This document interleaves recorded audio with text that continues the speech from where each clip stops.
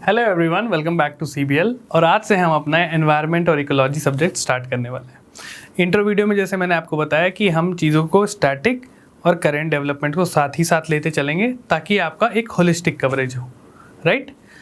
और देखो, session start करने से पहले मैं आपको कुछ चीज़ें बताना चाहता हूँ कि ये जो सब्जेक्ट है बहुत स्कोरिंग है और बहुत सिंपल है। अगर आपको बेसिक कॉन्सेप्ट समझ में आते हैं, आप चीज़ें बहुत ईजिली सॉल्व कर लोगे, राइट।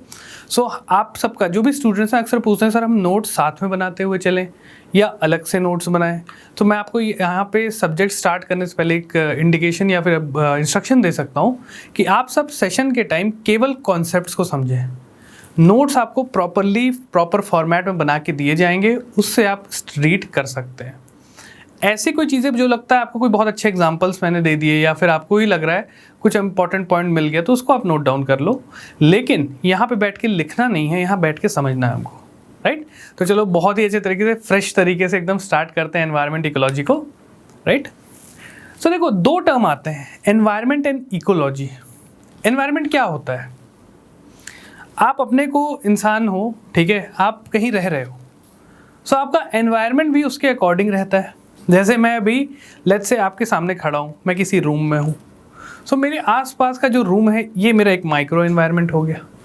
मेरा एक रूम किसी बिल्डिंग के अंदर है, वो मेरा थोड़ा और बड़ा एनवायरनमेंट हो गया। वो बिल्डिंग एक शहर में है, वो और मेगा एनवायरनमेंट हो गया। और हम सब ये सारी चीज़ें कहाँ पे हैं? अर्थ के ऊपर सिचुएटेड है। सो अर्थ हमारा सबसे बड़ा एनवायरनमेंट हो गया। तो अलग अलग लेवल्स रहते हैं। मतलब अगर सिंपल वर्ड में बोलूँ, आपका सराउंडिंग जिसमें चीज़ों का आदान प्रदान होता है, ठीक, उसको आप एनवायरनमेंट बोलेंगे। इकोलॉजी क्या होती है? इकोलॉजी होती है आपकी इसी चीज़ की, जो चीज़ मैंने अभी आपको बताई। It is the scientific study of relationship. किसका relationship? Of organisms, living organisms with each other. मतलब जैसे मैं हूँ, कोई जानवर है साथ में, कोई माइक्रोब्स हैं, हम सब आपस में इंटरेक्ट करते हैं। कैसे? कोविड चल ही रहा है तो उसमें वो वायरस है, ठीक है, या लेट्स से कोई बैक्टीरिया है, वो हमारे अंदर आ गया, हमें हमारी तबीयत ख़राब कर दी, राइट। कोई जानवर है, हम किसी जानवर को पाल रहे हैं, उसको खाना खिला रहे हैं, चीज़ें कर रहे हैं, इन टर्न वो एनिमल हमें कुछ चीज़ें दे रहा है, let's in the form of meat और लेट्स से वूल, ये सब चीज़ें। तो आपस में हम सब अलग अलग लेवल पे इंटरेक्ट कर रहे हैं, ठीक। तो एक इंटरेक्शन तो आपस में हो गया लिविंग ऑर्गेनिजम्स का, और एक इंटरेक्शन होता है लिविंग ऑर्गेनिज्म का उसके एनवायरनमेंट के साथ, उसके सराउंडिंग के साथ। जैसे मैं किसी जंगल में खड़ा हूँ, मैं कार्बन डाइऑक्साइड छोड़ रहा हूँ, ऑक्सीजन अंदर ले रहा हूँ, मेरे बगल में पेड़ है, वो पेड़ कार्बन डाइऑक्साइड, जो मैं कार्बन डाइऑक्साइड को बाहर एक्सहेल कर रहा हूँ, उस कार्बन डाइऑक्साइड को वो अंदर लेता है और फ्रेश ऑक्सीजन निकाल के दे रहा है। उस पेड़ पे फल फ्रूट लग रहे हैं आपके, मैं उनको खा रहा हूँ, ठीक है। और फिर मैंने से एप्पल खाया, आधा एप्पल मैंने ज़मीन में फेंक दिया, वो डिकम्पोज हो जाएगा, वो ऑर्गेनिक कंटेंट बना देगा सॉइल को, जो कि फर्दर प्लांट के ग्रोथ में हेल्प करेंगी। तो इस टाइप की मल्टीपल, ही तो बस एक एग्जांपल बताया, हम अनेकों तरीके से, अनेकों तरह से आपस में इंटरेक्ट करते हैं और एनवायरनमेंट से इंटरेक्ट करते हैं। सो वो दोनों इंटरेक्शन की साइंटिफिक स्टडी को हम बोलते हैं ecology. It is defined as the scientific study of relationship of the living organisms with each other, आपस में, and with their environment, right. तो इसको बोलते हैं इकोलॉजी। समझ में आया आपको? और देखो, इकोलॉजी कोई एक नई चीज़ नहीं है, हमारे वेदों के टाइम से इन चीज़ों का लेट्स से वर्णन है हर जगह वेदों में, ठीक है। अरंक्यास आपने पढ़ा होगा, ठीक है, उनके बारे में समझा होगा कि क्या होते हैं। आप सब ने चरक संहिता पढ़ी होगी, चरक संहिता में प्लांट्स की अलग अलग यूजेज बताई गई है, मेडिसिनल यूजेज बताया गया है। तुलसी जैसे एक पौधा होता है जिसका मेडिसिनल वैल्यू बहुत है, राइट। तो सुश्रुत, उन्होंने भी अलग अलग चीज़ें बताई थी सर्जरी से रिलेटेड। तो ये सारी चीज़ें बहुत पहले से हैं। नेचर का इंसानों के लिए कितना महत्व रखती है नेचर, उसका वर्णन बहुत टाइम से है। आप सबने रामायण भी देखा होगा, जब लक्ष्मण जी को जो भी कुछ इंजरी हो जाती है तो हनुमान जी संजीवनी बूटी लेके आते हैं। सो वो चीज़, वो एक कहानी तो अपनी जगह है, लेकिन उसमें एक जो सिग्निफिकेंस दिखाया गया है वो है आपका नेचर और इंसान आपस में कैसे इंटरेक्ट कर रहे हैं, कैसे वो दोनों एक दूसरे के लिए यूज़फुल हैं, वो सारी चीज़ों को हमने पढ़ना है। दोनों को आपस में एक बैलेंस बना के रखना है। बट अक्सर होता क्या है, ये जो बैलेंस होता है मेंटेन नहीं हो पाता है, और तब आपकी चीज़ें पोल्यूशन और ये सारे क्लाइमेट चेंज वगैरह के फिनोमेना होते हैं। ठीक है, तो चलो देखते हैं और क्या क्या चीज़ें होती हैं एनवायरनमेंट और उससे रिलेटेड। सो इकोलॉजी आप सबको समझ में आई, आगे बढ़ते हैं।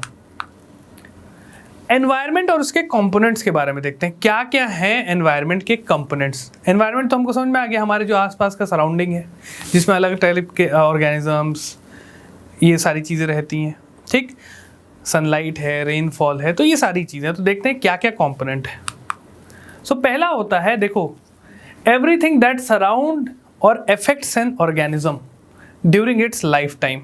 मतलब जैसे मैं एक बच्चे की तरह पैदा हुआ, उस टाइम से जो जो चीज़ें मुझे अफेक्ट कर रही हैं मेरे सराउंडिंग की, टिल माई लास्ट ब्रेथ, वो कलेक्टिवली उन चीज़ों को बोला जाता है एनवायरनमेंट। ओके,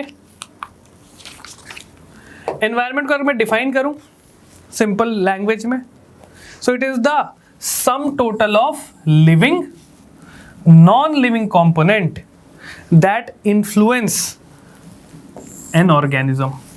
मैं अगर इंसान हूं, मैं पैदा हुआ, मैं बड़ा हो रहा हूं, ठीक है, तो मुझे बड़े होने के लिए, ग्रोथ के लिए मुझे न्यूट्रिएंट्स चाहिए। न्यूट्रिएंट्स मुझे कहाँ से मिलेंगे? खाने से। खाना उगेगा ज़मीन पे, राइट। तो ये चीज़ हो गई। प्लस भाई अब ये तो नहीं कि मैं एकदम 0 डिग्री टेम्परेचर में जी रहा हूँ, एक टेम्परेचर भी मुझे मॉडरेट चाहिए ताकि मेरी ग्रोथ हो सके, राइट। सब्जी भाजी ये सब उग सके, उसके लिए भी प्रॉपर टेम्परेचर, प्रेसिपिटेशन चाहिए। तो देख रहे हो, लिविंग जो भी ऑर्गेनिजम्स हैं, साथ ही साथ जो नॉन लिविंग है, राइट, जैसे बारिश हो गई, आपका सोलर सनलाइट हो गई, ये आपका अभी आगे सुनोगे बायोटिक और एबायोटिक, ये वही चीज़ें हैं, लिविंग और non living aspect of environment. तो इन सब का ओवरऑल इम्पैक्ट मेरे ऊपर पड़ रहा है, तो वो मेरा कलेक्टिवली उसको आप बोल दोगे ये मेरा एनवायरनमेंट है। ठीक, तो आगे बढ़ते हैं, इसके कंपोनेंट के बारे में देखते हैं। यहाँ तक आपको समझ में आया? कोई बहुत बड़ी चीज़ नहीं बताई, जो भी हमारे आसपास हो रहा है उसको मैंने स्टेटमेंट के फॉर्म में रख दिया। ठीक है, तो ऐसे ही आपको सोचना है। आप सबको सारी चीज़ें पता है, बट उस चीज़ों को आप लिख नहीं पा रहे हो। दिमाग में तो है सारी चीज़ें, बट उसको आप स्ट्रेट वर्ड्स में नहीं ला पा रहे हो। और उसी चीज़ को जब आप लेके आने लगोगे ना, आप देखना आप कैसे आपके नंबर बहुत इंप्रूव होंगे। ठीक है, चलिए। सो अगर कंपोनेंट्स की मैं बात करूँ एनवायरनमेंट की, तो 2 टाइप के होते हैं। पहला होता है आपका एबायोटिक, दूसरा होता है बायोटिक कंपोनेंट। तो एबायोटिक कंपोनेंट क्या होते हैं? जो ऐसे कंपोनेंट जो कि नॉन लिविंग है, राइट, जैसे कि आपकी एनर्जी हो गई, सोलर रेडिएशन हो गया, टेम्परेचर हो गया, राइट, ग्रेविटी हो गई, मिट्टी, सॉइल, टोपोग्राफी, पहाड़, प्लेटू, ये सारी चीज़ें आपकी एबायोटिक फैक्टर्स होती हैं, राइट। क्योंकि और ये सारी चीज़ें इंसानों को अफेक्ट करती हैं, इंसानी इवन फॉर दैट मैटर किसी भी लिविंग ऑर्गेनिज्म को इम्पैक्ट करती है। रेडिएशन अगर बहुत ज़्यादा हो गया तो जो लिविंग ऑर्गेनिज्म उनको डेथ हो सकती है। यूवी रेडिएशन इसलिए ओजोन लेयर रिफ्लेक्ट करता है। अगर मैं आपको बताऊं, जो हमारा नेचर है वो इतना डेलिकेटली बैलेंस्ड है ना, एक एक चीज़ें ध्यान में रख के बनाई गई हैं। अगर ओजोन लेयर नहीं होता तो यहाँ पे हम लोग जिंदा नहीं रहते।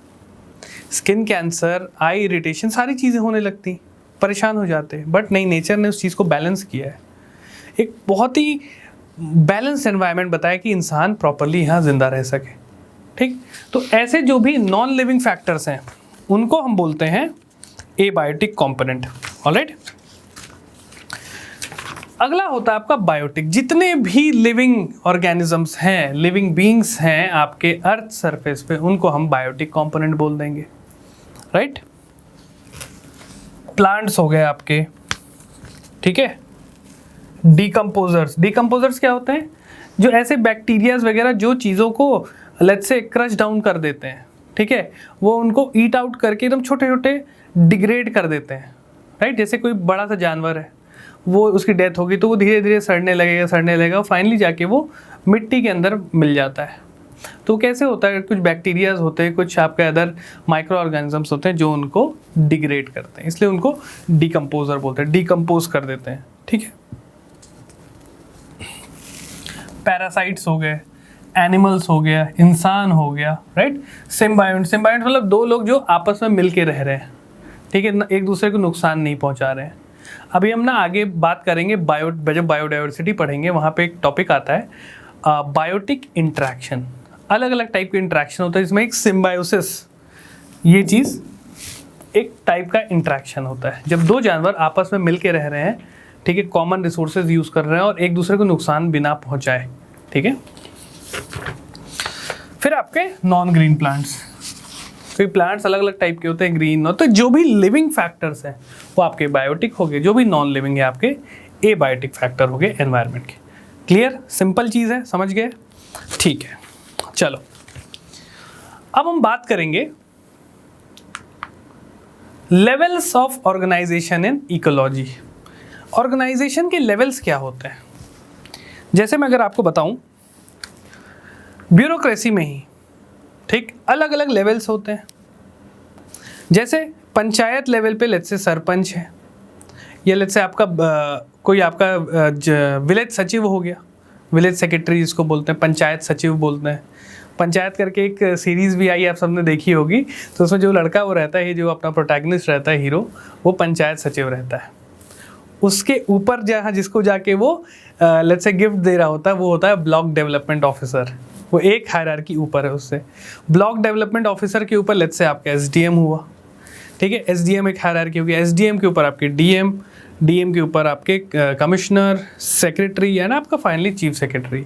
तो एक ऑर्गेनाइजेशन में, एक एडमिनिस्ट्रेशन अगर मैं बोलूँ एक ऑर्गेनाइजेशन है, तो उसमें अलग अलग लेवल्स होते हैं, ठीक है। सो वैसे ही इकोलॉजी में, राइट, अलग अलग एनवायरनमेंट होते हैं, आपके ऑर्गेनाइजेशंस होते हैं। सो अगर मैं देखूँ, उसमें बात करूँ, तो सबसे पहले जो बेसिक आपका आएगा ग्राउंड लेवल पे, ठीक है, यहाँ पे पॉपुलेशन के हिसाब से बात होती है।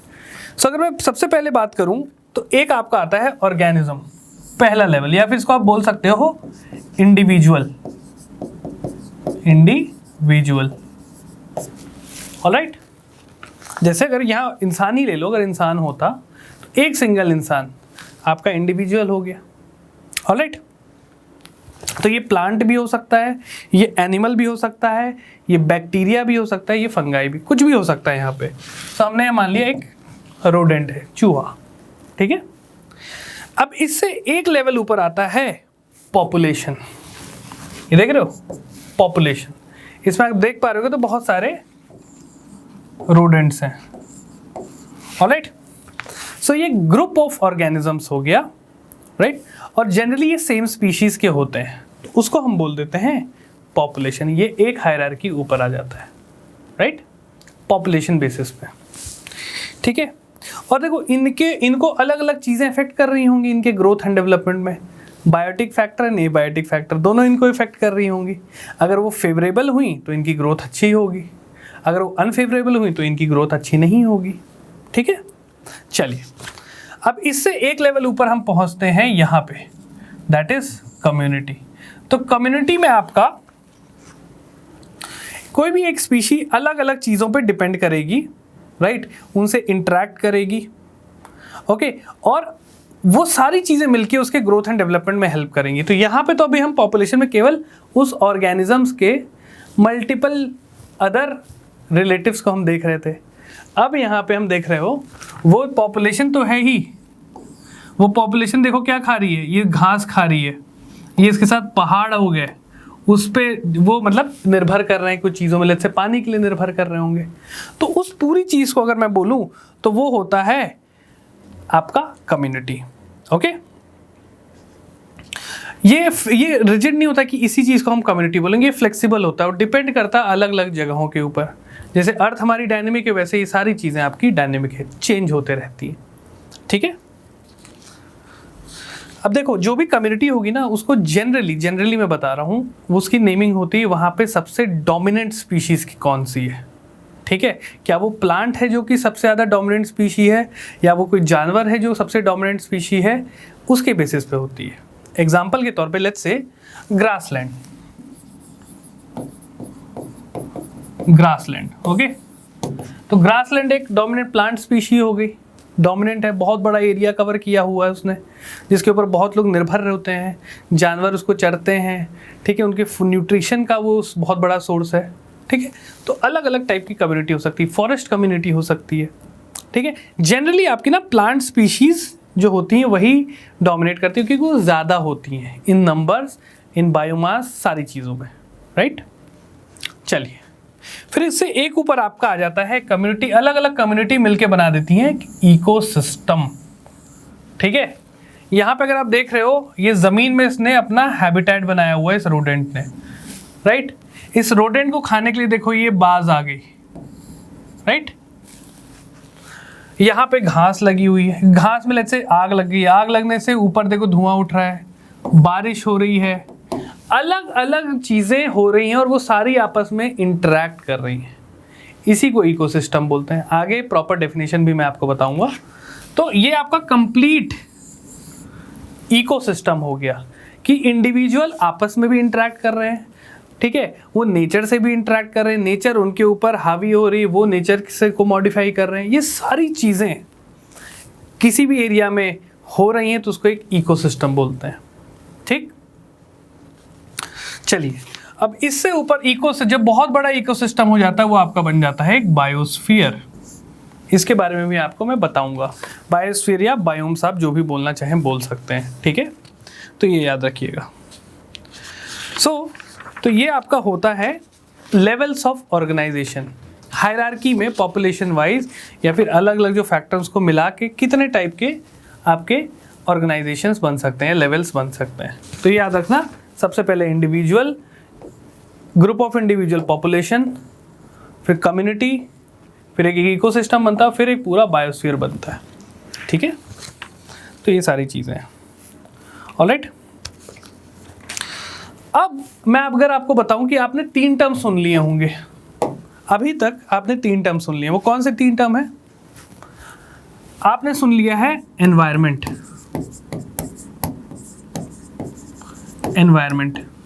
आपने एक टर्म सुन ली है इकोलॉजी, ठीक है, और एक और टर्म सुन लिया आपने इकोसिस्टम,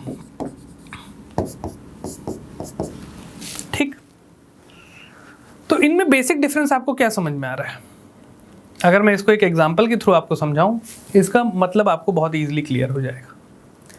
एग्जांपल के तौर पे सीबीएल, ठीक है, आप सीबीएल के स्टूडेंट हो, मैं सीबीएल की एक फैकल्टी हूं। सीबीएल हमारा क्या हो गया? सीबीएल हो गया हमारा एनवायरनमेंट, ओके।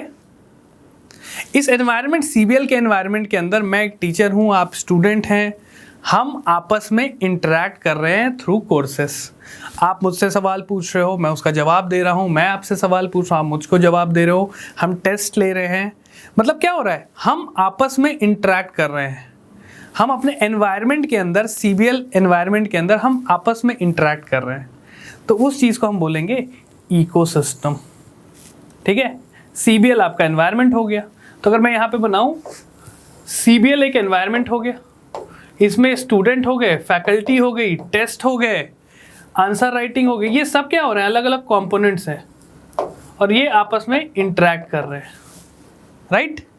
तो उस चीज़ को हम बोलेंगे इकोसिस्टम हो गया, वो पूरा CBL as an ecosystem, right. और इस चीज़ की कोई साइंटिफिक स्टडी कर रहा है कि भाई सीबीएल में कैसे काम होता है, कौन कौन है वहाँ पे लोग, कौन कौन से सब्जेक्ट पढ़ाए जा रहे हैं, तो उस चीज़ स्टडी को हम बोल देंगे इकोलॉजी।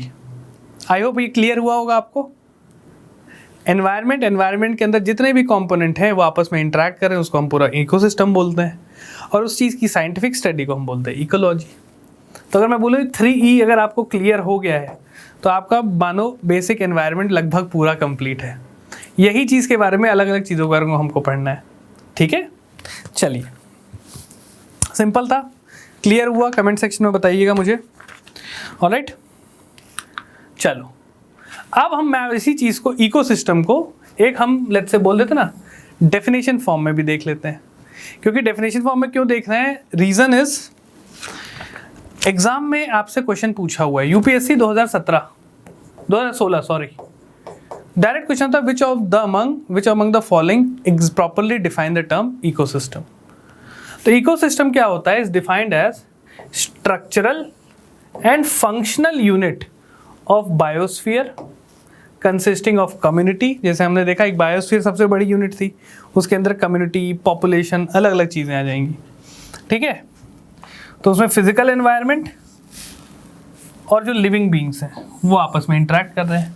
उसमें हमने देखा था रोडेंट था, ग्रासलैंड में रह रहा था, बाज भी आ गई उसको खाने के लिए, बारिश भी हो रही, तो वो आपस में इंटरेक्ट कर रहे हैं।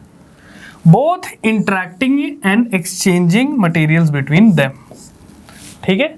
उसी चीज़ को हम इकोसिस्टम बोल देते हैं। तो इसमें आपके प्लांट्स आ जाएंगे, ट्रीज आ जाएंगे, एनिमल्स आ जाएंगे, राइट। जितने भी एबायोटिक, अगर मैं इसको सिंपल टर्म में बोलूँ, इसको अगर मैं सिंपल टर्म में तो बोलूँ तो आप बोल सकते हो कि it is the interaction of biotic plus abiotic component of an environment. उसके आपस के इंट्रैक्शन को हम बोलते हैं इकोसिस्टम। क्लियर, सिंपल है। सीबीएल वाला एग्जांपल याद रखना, सब समझ में आ जाएगा, राइट। चलो अब देखो, जो मैंने बताया था एक एनवायरनमेंट का जो कंपोनेंट था बायोटिक और एबायोटिक, उसके अंदर हम देखते हैं वो इकोसिस्टम के भी वही सेम कंपोनेंट्स होंगे, क्योंकि इकोसिस्टम एक एनवायरनमेंट का ही तो पार्ट है। तो देखो इसके जो कंपोनेंट्स हैं कौन कौन से हैं। पहला तो है आपका एबायोटिक। एबायोटिक में आपका क्या क्या आ रहा है? एबायोटिक कंपोनेंट के अंदर आपका आ रहा है टेम्परेचर। टेम्परेचर इंसानों के लिए बहुत ज़रूरी है। एक्सट्रीम टेम्परेचर रीजन याद आ रहा है, जहाँ एक्सट्रीम टाइप का टेम्परेचर होता है, बहुत ठंड या बहुत गर्म, वहाँ लोग नहीं रह सकते, या हैं भी तो बहुत कम लोग हैं। जो प्रॉपर है मॉडरेट टाइप का क्लाइमेट, वहाँ बहुत ज़्यादा पॉपुलेशन है, राइट। एटमॉस्फेयर हो गया, एटमॉस्फेयर हमें गैसेस प्रोवाइड करती है, ऑक्सीजन, नाइट्रोजन, जो कि सर्वाइवल के लिए बहुत ज़रूरी है लिविंग ऑर्गेनिजम्स के। लैटिट्यूड एंड ऑल्टीट्यूड, ये तो हमने ज्योग्राफी में देखा ही था कैसे लैटिट्यूड चीज़ों को इम्पैक्ट करता है, सिमिलरली ऑल्टीट्यूड भी चीज़ों को क्लासीफाई करता है अलग अलग चीज़ कैटेगरीज में, राइट। रेनफॉल बहुत इंपॉर्टेंट चीज़ है। सबस्ट्रेटम मतलब जो सॉइल लेयर है आपका कैसा है, energy, solar energy, wind energy, जो भी एनर्जी, ये सारे आपके एबायोटिक कंपोनेंट हो गए। कॉमन चीज़ क्या दिख रही है इसमें? All these are non living, right. और यहीं पे जब हम बायोटिक कंपोनेंट पे आते हैं, दीज ऑल आर लिविंग, तो आपके क्या हो जाएंगे? Primary producers and consumers. दो टाइप के होते हैं। प्राइमरी प्रोड्यूसर कौन होते हैं? प्लांट्स। प्लांट से तो एक्चुअल खाना कहाँ से मिलता है हमें? प्लांट से ही मिलता है, तो these are the primary producer. Consumers कौन से होते हैं? जैसे हम हो गए, हम प्लांट्स को खाते हैं, हमें खा लेता है शेर, तो शेर हमारा आपका, हम प्राइमरी कंज्यूमर हो गए, शेर हमारा सेकेंडरी कंज्यूमर हो गया, ठीक है। यही चीज़ आपको फूड चेन जब पढ़ोगे ना तो समझ में और अच्छे से आएगी, कैसे कोई चीज़ बन रही है, वहाँ से एनर्जी ट्रांसफ़र हो रही दूसरे उसमें, फिर उसको कोई और खा रहा है, फिर उसको कोई और खा रहा है। ये सब 6 से हम पढ़ते आएंगे और ये चीज़ आपको समझ में भी आ जाएगी और अच्छे से। तो ये समझ में आया, biotic component and abiotic component and biotic component. Clear, simple चीज़ है। चलो अब हम बात करेंगे क्लासिफिकेशन ऑफ इकोसिस्टम। इकोसिस्टम अलग अलग टाइप से क्लासिफाइड भी है, ओके। तो देखते हैं क्या क्या है इसमें। पहला आता है आपका टेरेस्ट्रियल इकोसिस्टम, ऑलराइट। टेरेस्ट्रियल मतलब होता है आपका लैंड एरिया पे या अर्थ के सरफेस पे, लैंड सरफेस पे जो इकोसिस्टम बने हुए हैं उनको हम बोलते हैं टेरेस्ट्रियल इकोसिस्टम। क्लियर। दूसरा होता है आपका एक्वेटिक, पानी के अंदर, ठीक है, जो आपका वाटर वाला इकोसिस्टम है उसको हम बोलते हैं एक्वेटिक इकोसिस्टम। जैसे टेरेस्ट्रियल में हमारे हो गए फॉरेस्ट, ग्रासलैंड, डेजर्ट, राइट। याद आ रहा है नेचुरल वेजिटेशन जो हमने पढ़ा था ज्योग्राफी में, वही चीज़ है ये। अलग अलग बायोम्स हमने पढ़े थे, forest biome, tundra biome, Tyga biome, right. वही ये सारी चीज़ें हैं, वो सब आपस में अपने में एक छोटे छोटे इकोसिस्टम है। सो फॉरेस्ट हो गया, जब टेरेस्ट्रियल अभी आगे कवर करेंगे तो इसको इन डिटेल देखेंगे, कितने टाइप के फॉरेस्ट होते हैं, इंडिया में क्या क्लासिफिकेशन है, राइट। वही ज्योग्राफी वाली चीज़ अगेन रिपीट होगी। ग्रासलैंड्स के बारे में देखेंगे, इंडिया में कहाँ कहाँ लोकेशन, डेजर्ट्स के बारे में देखेंगे, ठीक है। वही सेम ज्योग्राफी वाला पोर्शन। ये आपका आ जाता है एक्वेटिक। एक होता है fresh water ecosystem. Fresh water कौन सा होता है, जैसे आपका लेक हो गया, कोई फ्रेश वाटर लेक, रिवर हो गई। फिर एक होता है आपका मरीन वाटर। मरीन में आपके ओशंस हो गए, लगून्स हो गए, जहाँ पे सॉल्टी वाटर होता है, ठीक है। तो ये आपके दो टाइप के इकोसिस्टम होते हैं, टेरेस्ट्रियल एंड एक्वेटिक। फिर इनके अलग अलग सब पार्ट्स होते हैं, इसको हम अभी आगे डील करेंगे इन डिटेल। ओके, चलिए अब हम बात करते हैं, एक टर्म है इकोटोन। इकोटोन ये क्या होता है? तो अगर मैं सिंपल वर्ड में बताऊं, इकोटोन होता है किसी भी दो इकोसिस्टम, जैसे लेट्स से यहाँ पे फॉरेस्ट इकोसिस्टम है और यहाँ पे ग्रासलैंड इकोसिस्टम है, ठीक है, फॉरेस्ट और एक ग्रासलैंड। तो ऐसा नहीं होगा कि फॉरेस्ट हो अचानक से ग्रासलैंड चालू हो जाएगा, नहीं, बीच में एक ट्रांजिशन जोन होगा जहाँ पे आपके डेसिडुअस फॉरेस्ट आएंगे, फिर वो ड्राई फॉरेस्ट हो जाएंगे, फिर वो ग्रासलैंड में तब्दील हो जाएंगे। तो जो बीच का ट्रांजिशन जोन होता है ना, उसी को इकोटोन बोलते हैं। यहाँ मैप पे डायग्राम में आप देख पा रहे हो, ये देखो अलग अलग लेवल पे। यहाँ पे हमारा है कोनीफेरस फॉरेस्ट, एवरग्रीन फॉरेस्ट होते हैं, तो ये आपका एवरग्रीन फॉरेस्ट हो गया। एवरग्रीन फॉरेस्ट देखो बदल गया आपके किस में, छोटे छोटे फॉरेस्ट में, राइट।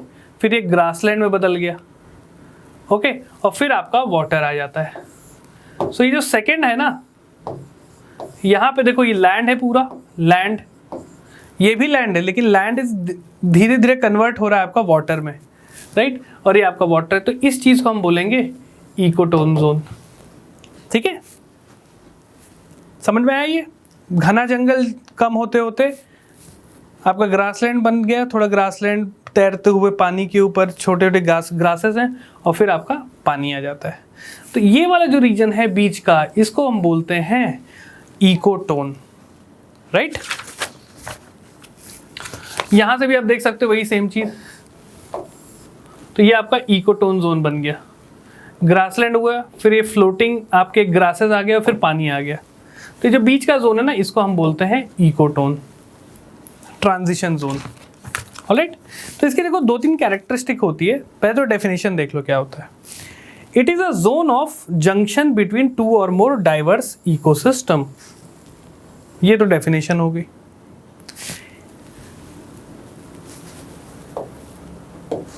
ये देखो एक इकोसिस्टम ये था, ठीक है, दूसरा इकोसिस्टम आपका एक्वेटिक था।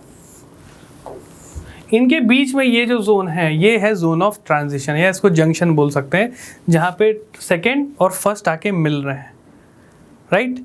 और ये आपका ट्रांजिशन है एकदम, फॉर घने जंगल से ग्रासलैंड, फिर आपका हल्का हल्का तैरती हुई ग्रास और फिर पानी।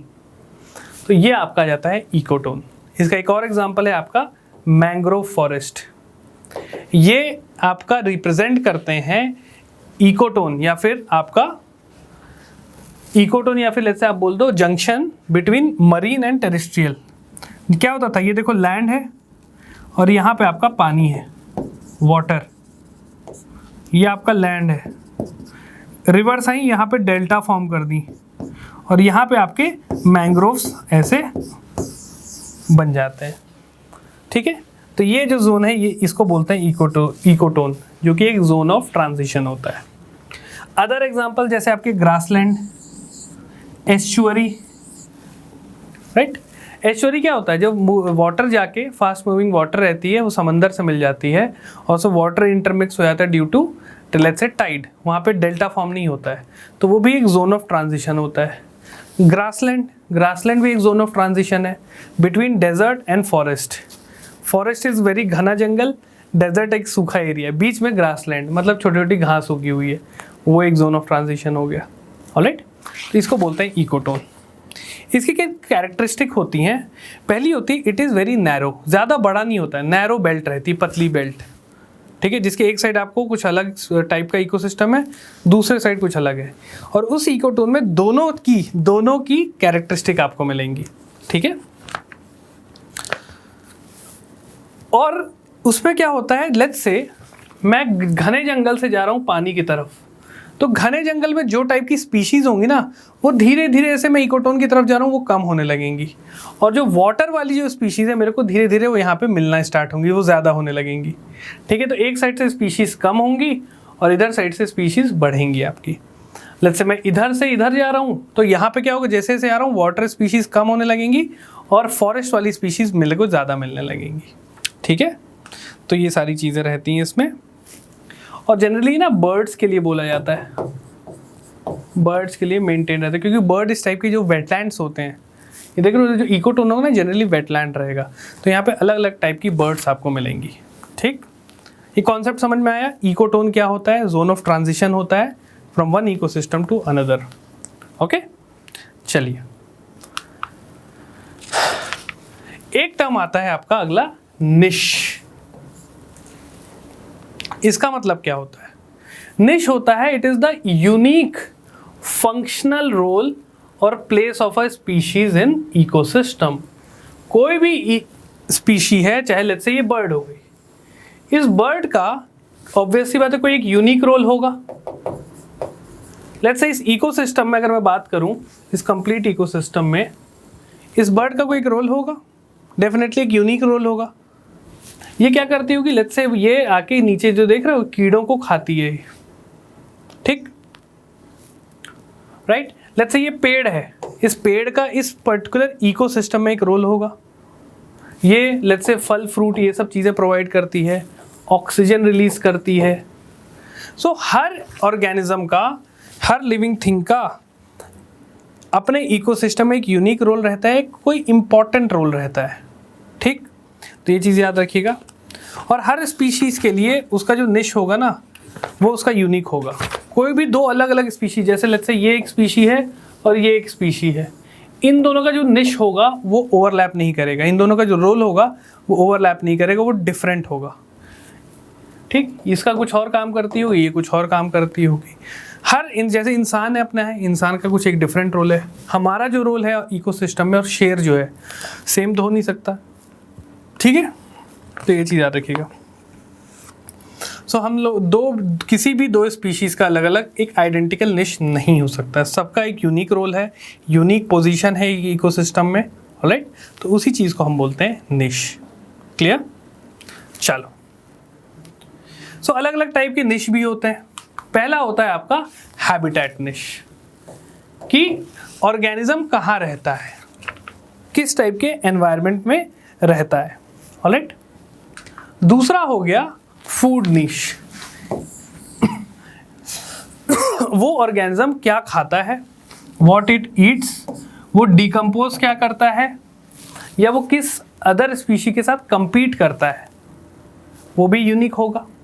ठीक है, जैसे शेर है, शेर क्या खाता है और एक हिरण क्या खाती है, वो डिफरेंट होगा। ठीक है, शेर किसके साथ compete कर रहा है और हिरण किसके साथ compete कर रही है, दैट वुड बी डिफरेंट।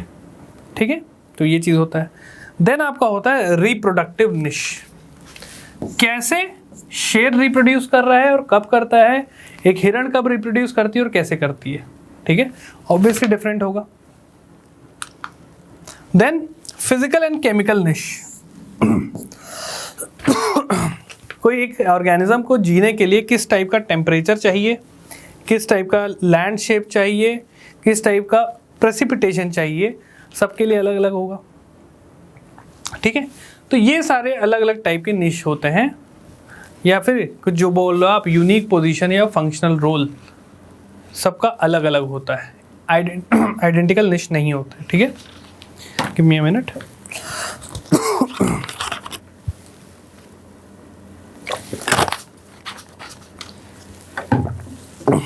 यहाँ तक आपको क्लियर हुआ निश क्या होता है, कितने टाइप के होते हैं।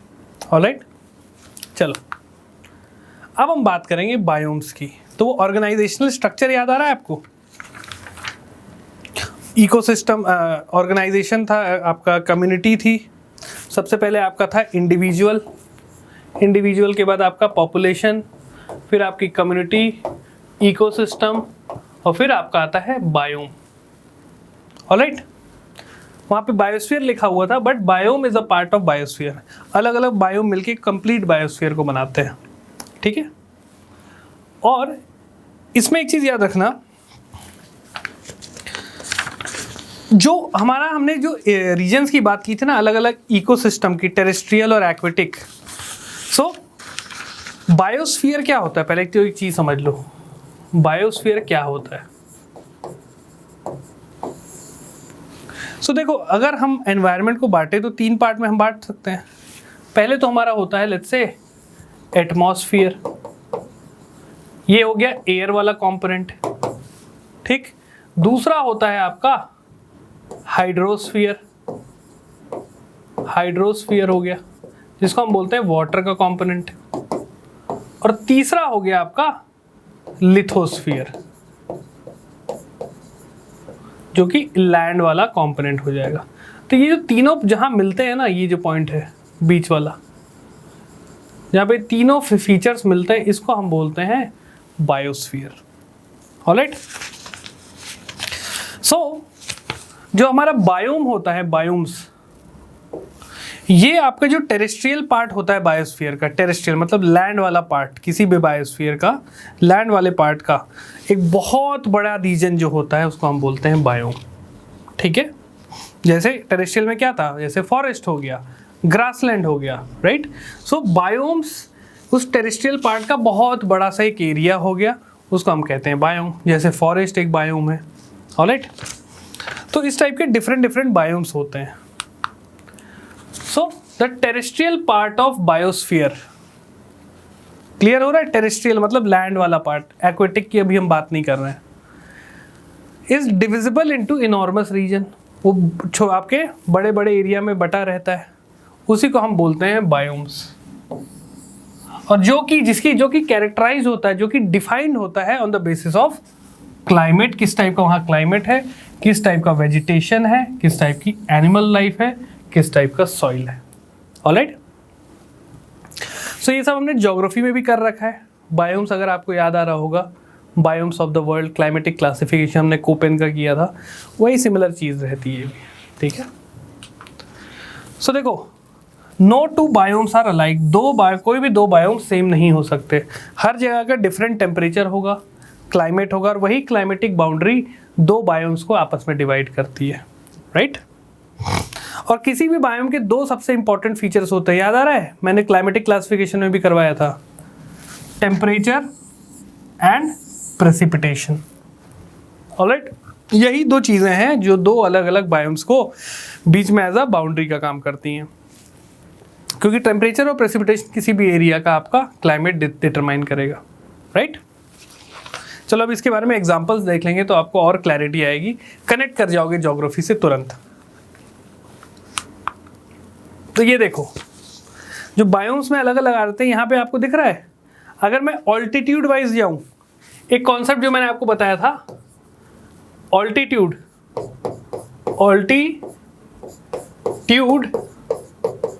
मिमिक्स लैटिट्यूड, ये कॉन्सेप्ट याद आ रहा है। इसमें क्या होता था, लेट्स से ये अर्थ है, ये इक्वेटर है, और ये आपका पोल है। तो जैसे जैसे आप इक्वेटर से पोल साइड आओगे, जो वेजिटेशन है वो आपकी चेंज होने लगेगी, from tropical type of vegetation to tundra type of vegetation. So altitude में भी, जब अगर हाइट में आप कहीं पे जाओगे तो सिमिलर चीज़ आपको मिल जाएगी। ऑलराइट। सो वही डायग्राम मैंने यहाँ शो किया हुआ है। लैटिट्यूड वाला तो ज्योग्राफी में हो गया, एनवायरनमेंट इसलिए ऑल्टीट्यूड पे बात करते हैं। लेट्स से ये पहाड़ है, ठीक है। नीचे ये देख रहे हो, अगर इसको आप कंसिडर कर लो वेस्टर्न घाट्स ही मान लो, या फिर हिमालयन मान लो, हिमालयन माउंटेन। सो मैंने आपको ज्योग्राफी में बताया था कि हिमालयाज़ के फुट हिल्स पे नीचे साइड ट्रॉपिकल रेन फॉरेस्ट आपको मिल जाते हैं। फिर आप थोड़े और हाइट पे जाइए तो आपको डेसिडुअस टाइप फॉरेस्ट मिलते हैं। थोड़ा और हाइट पे जाइए तो आपको कोनीफेरस फॉरेस्ट मिलते हैं, राइट। फिर और हाइट पे चलिए तो आपको टुंड्रा टाइप ऑफ वेजिटेशन मिलेगी, लाइकेंस, मॉसेस, ये सब आपको मिलते हैं। फिर और हाइट पे चले तो वो पूरा आइस और स्नो से कवर्ड रहता है, इसको हम परमाफ्रॉस्ट भी बोलते हैं। परमाफ्रॉस्ट मतलब परमानेंटली फ्रोजन है, ठीक है। तो यही चीज़ है, और वही सेम चीज़ आपका इक्वेटर से जब टुवर्ड्स पोल जाओगे तो यही चीज़ें आपको वहाँ भी मिलेंगी। इक्वेटोरियल रीजन में आपको ट्रॉपिकल टाइप ऑफ फॉरेस्ट मिल जाएगा, थोड़ा और ऊपर जाओगे तो टेम्परेट टाइप का वेजिटेशन, और ऊपर जाओगे तो टुंड्रा टाइप का वेजिटेशन, ये सारी चीज़ें आपको मिलने लगेंगी। ठीक है, इसी चीज़ को मैंने टेबल फॉर्म में भी किया है, आपको और अच्छे से क्लियर होगा। तो ये देखो किस किस रीजन की मैं अगर बात कर रहा हूँ, तो कौन सा बायोम है, ट्रॉपिकल रेन फॉरेस्ट नेम है। दूसरा कॉलम है आपका बायोम, ठीक है, रीजन बायोम, कैसा रीजन है, ट्रॉपिकल रेन फॉरेस्ट। बायोम में बायोम किससे डिफाइन होता था, टेम्परेचर और प्रेसिपिटेशन से। So areas in the equatorial region, high temperature and high rainfall, tropical rain forest का। सही बात है, इक्वेटर वाली जो भी एरिया आ जाएंगे आपकी, इंडोनेशिया, मलेशिया, थाईलैंड, यहाँ पे आपके ट्रॉपिकल रेन फॉरेस्ट होते हैं। इंडिया में वेस्टर्न घाट्स के किस साइड, विंडवर्ड साइड में आपको ट्रॉपिकल रेन फॉरेस्ट मिल जाएंगे। ठीक, इसका फ्लोरा और फाउना, यहाँ पे प्लांट और एनिमल स्पीशीज कौन से किस टाइप की कैरेक्टरिस्टिक शो करती है, multiple storey of broad leaved evergreen tree, evergreen forest होता है, पत्तियाँ पतझड़ का ऐसा कोई स्पेसिफिक टाइम नहीं होता है, साल भर हरियाली बनी रहती है, डेंस कैनोपी होती है। सारी चीज़ें हमने ज्योग्राफी में की हुई हैं नेचुरल वेजिटेशन वाले चैप्टर में। ठीक है, फिर आपका थोड़ा और हाइट पे जाओ तो टेम्परेट फॉरेस्ट आ जाएगा, टेम्परेट डेसिडुअस हो सकता है, टेम्परेट एवरग्रीन हो सकता है। ऑलराइट, सो ये आपका ईस्टर्न नॉर्थ अमेरिका, मिड और हायर लैटिट्यूड पे आ जाता है, moderate temperature and abundant rainfall. ठीक है, टेम्परेचर मॉडरेट सा रहेगा, रेनफॉल अच्छी खासी रहेगी। ओके, यहाँ पे आपका क्या क्या मिल जाता है, आपके बीच, ओक, मेपल। ठीक है, कनाडा में बड़ा फेमस है मेपल ट्री, मेपल सिरप वहाँ का बहुत फेमस है, राइट। और आपके अलग अलग वर्टिब्रेट्स और इनवर्टिब्रेट्स मिल जाते हैं वहाँ पे जानवर। ठीक है, सो ऐसे ही करके आपके सारे यहाँ पे दिए हुए हैं। टाइगा टाइप ऑफ फॉरेस्ट याद आ रहा है, जो एवरग्रीन टाइप होता है, मॉडरेट टेम्परेचर। ठीक है, इसको बोरियल फॉरेस्ट भी बोलते हैं, माउंटेनियस फॉरेस्ट, राइट। तो ये आपका north Europe, Asia, north America में मिलते हैं। यहाँ पे कोनीफेरस एवरग्रीन फॉरेस्ट सबसे ज़्यादा होते हैं, स्प्रूस, पाइन, फिरस, स्प्रूस, पाइन, फिरस, ये सब कोनीफेरस फॉरेस्ट होते हैं। और ये याद रखना, ये एवरग्रीन होते हैं। ठीक है, तो याद रखिएगा। और यहाँ पे इस टाइप के जानवर मिल जाएंगे। तो इस टेबल से आप सारी चीज़ों को उसको वापस रिवाइज कर सकते हो। मैंने यहाँ पे दे रखी, नोट्स में भी आपको अवेलेबल है, इसको ज़रूर आप देख लेना। फिर वही आपका सवाना टाइप ग्रासलैंड आ जाएगा। तो ग्रासलैंड हमने देखे थे, ट्रॉपिकल ग्रासलैंड, टेम्परेट ग्रासलैंड। ठीक है, तो ट्रॉपिकल में आपका सवाना आ जाएगा अफ्रीका में, टेम्परेट में आपके प्रेरीज, स्टेपीज। ठीक है, आपके अर्जेंटीना में आपके वो आ जाएंगे पंपास, ऑस्ट्रेलिया में डाउन्स, ये आपके टेम्परेट ग्रासलैंड हो जाएंगे। इनको भी सबको हमने ज्योग्राफी में बहुत अच्छे से डील किया है, right. Then we have the tundra type of climate. तो यहाँ पे ट्रीज वगैरह नहीं होती हैं। टुंड्रा टाइप में किस टाइप के जानवर मिलेंगे, पोलर बियर, फॉक्स, आपके आउल, आर्टिक फॉक्स हो गया, आउल हो गया, सारी चीज़ें आपको मिलेंगी, राइट।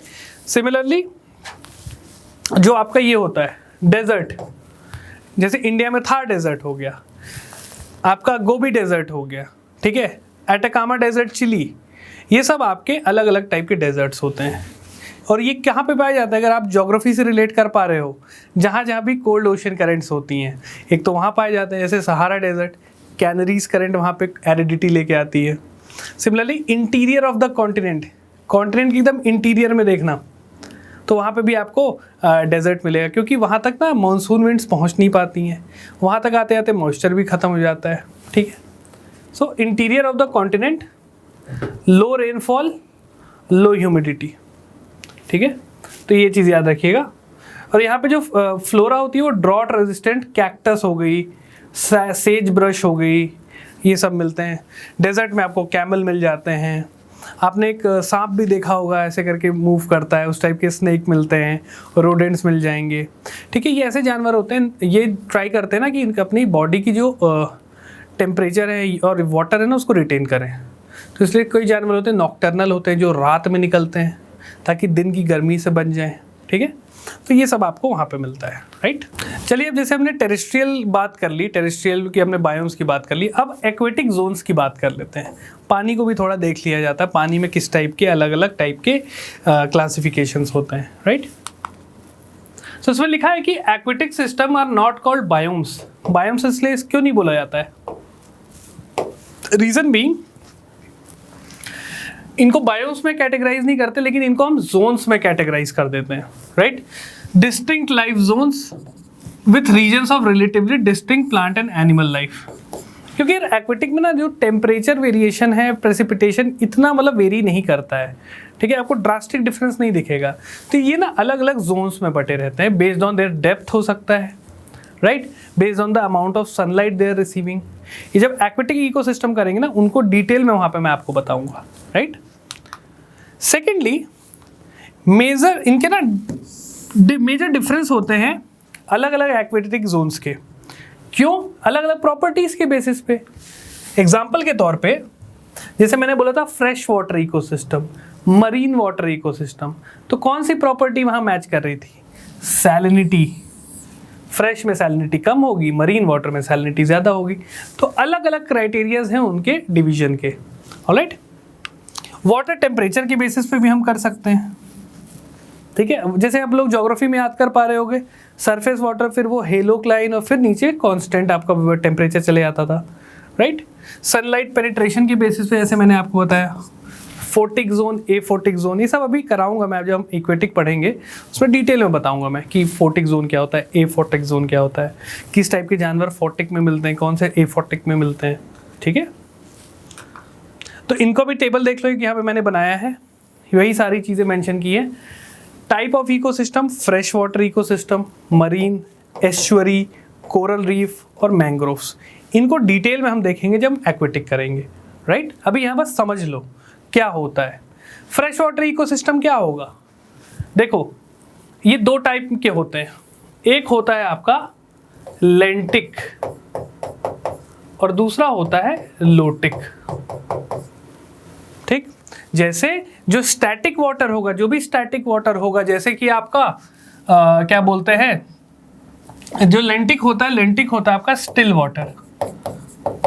किस जगह आपको पानी एकदम स्टिल मिलेगा और फ्रेश मिलेगा?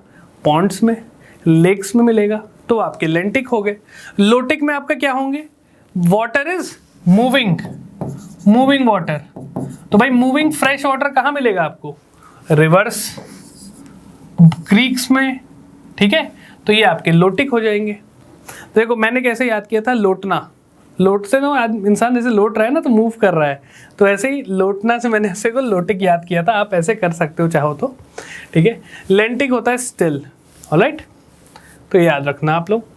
जैसे देखो लोटिक में आपका, लेंटिक में जो स्टिल वाटर होता है आपका स्वम्प, बॉक्स, जो दलदली ज़मीन होती है, मडी एरिया, वो आपका लेंटिक रहता है, स्टिल रहता है वहाँ पे।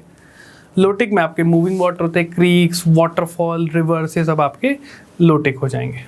फिर आपका मरीन इकोसिस्टम आता है, ऑलराइट। मरीन मतलब समंदर वाला, ब्रैकिश वाटर। तो हमारा लगभग 3/4 मतलब लगभग 75% के अराउंड ब्रैकिश वाटर से ही हमारा अर्थ कवर्ड है, राइट। सो अलग अलग बेसिस पे, सैलिनिटी बेसिस पे इसमें कुछ कुछ डिविजन्स होते हैं, वो अभी हम देखेंगे आगे। Then we have estuary. याद आ रहा है एस्चुअरी क्या होती है? इकोटोन टाइप होता है, ट्रांजिशन जोन, जहाँ पे फास्ट मूविंग रिवर समंदर से मिलती है, राइट। जहाँ डेल्टा फॉर्म नहीं करती है, राइट। जहाँ डेल्टा फॉर्म होगा तो वहाँ पे क्या बनेगा आपका? मैंग्रोव वगैरह बन जाते हैं, ओके। सो एस्चुअरीज आपकी होती हैं जैसे कोस्टल बेस, रिवर का माउथ, ये सब आपके एस्चुअरी में क्या होता है? जो फ्रेश वाटर होता है रिवर से, ओशियन से मिलता है, और वो दोनों आपस में मिक्स हो जाते हैं। कैसे? टाइड्स की वजह से। टाइड्स वहाँ पे कुछ बसने, जमने नहीं देती है, राइट, और इधर से एक ज़्यादा डिपोजिशन भी नहीं लाती है, तो वहाँ पे एस्चुअरी फॉर्मेशन हो जाता है, और बहुत ही हाईली प्रोडक्टिव जोन होता है ये, याद रखना, एस्चुअरी, राइट। कई जगह आपका मैंग्रोव्स बन जाते हैं, जहाँ जहाँ डेल्टाइक रीजन होते हैं वहाँ पे आपके मैंग्रोव फॉर्मेशन हो जाते हैं। वो भी मैंग्रोव क्या होते हैं? सॉल्ट टॉलरेंट प्लांट, जो कि सॉल्टी वाटर में भी रह जाते हैं। अभी इनको इन डिटेल हम आपको दिखाऊंगा प्रॉपर तरीके से कि ये देखो मैंग्रोव होता है, ये कैसे सॉल्ट वाटर में सर्वाइव करता है, ये भी बताऊंगा। ठीक है, अभी बस बेसिक चीज़ें समझो। फिर एक होता है आपका coral reefs. Okay, coral polyp और जूज़ैंथली एल्गी। कोरल रीफ क्या होते हैं? कोरल पॉलिप बेसिकली जो क्रस्ट होता है ना, जो कैल्शियम कार्बोनेट का, कई जानवरों के ओशन के अंदर उनके ऊपर कैल्शियम कार्बोनेट का कवच टाइप का होता है, तो वो धीरे से निकल जाता है या फिर पुराना हो जाता है तो वो नया आ जाता है। तो जो पुराना वाला होता है ना कैल्शियम कार्बोनेट का, उसको हम कोरल पॉलिप बोलते हैं। उसके ऊपर क्या होता है, एक एल्गी होता है, एल्गी, वो कलरफुल एल्गी उसके ऊपर आके जम जाता है, अपना बेस बना लेता है उसको, और फिर वो एक्सपैंड करे जाते हैं बहुत सारे। तो ये जूज़ैंथले एल्गे बोलते हैं, जो काफ़ी अलग अलग टाइप के कलरफुल टाइप के होते हैं, और इन्हीं का एक बड़ा सा एरिया, रीजन, जिसके खूब सारे कोरल पॉलिप्स और एल्गी होंगे, उसको हम कोरल रीफ्स बोलते हैं। ये सारी चीज़ें इन डिटेल अभी आपको बताऊंगा। कोरल ब्लीचिंग क्या होती है, सारी चीज़ें वहाँ हम कवर करेंगे। एक्वेटिक इकोसिस्टम, ठीक है। अभी बस बेसिक इसके सब डिवीजन को समझो, राइट। चलिए, ये आपकी बेसिक्स की क्लासेस में, कुछ डिटेल में हम नहीं करने वाले, आपको डिवीजन, बेसिक डेफिनेशन, ये सब चीज़ें बताऊंगा मैं, ठीक है। चल, नेक्स्ट आपका आता है बायोस्फीयर। जैसे मैंने आपको बताया था, ये वाला डायग्राम याद आ रहा है, हाइड्रोस्फीयर, एटमॉस्फेयर, लिथोस्फीयर, इसका जो मिक्सचर होगा ये आपका बायोस्फीयर होता है। ठीक, ये देख रहे हो, वाटर कंपोनेंट, एयर कंपोनेंट और लैंड कंपोनेंट जहां भी मिलेंगे इस पूरे रीजन को हम बोलेंगे आपका बायोस्फीयर। ऑलराइट, सो काफी हाईली इंटीग्रेटेड जोन होता है, हाईली इंटरेक्टिव जोन होता है, एयर, वाटर, लैंड सब आपस में इंटरेक्ट कर रहे हैं, राइट। तो ये आपका बायोस्फीयर होता है, ठीक है। अभी हम जब इंडिया वाला पढ़ेंगे तो मैं आपको बायोस्फीयर रिजर्व का भी कॉन्सेप्ट बताऊंगा। उस बायोस्फीयर रिजर्व का मतलब क्या होता है, ऐसे बायोस्फीयर को प्रोटेक्ट किया जाए, उसको हम रिजर्व बोलते हैं, ठीक है। चलिए अब बात करते हैं इकोसिस्टम के फंक्शंस के बारे में।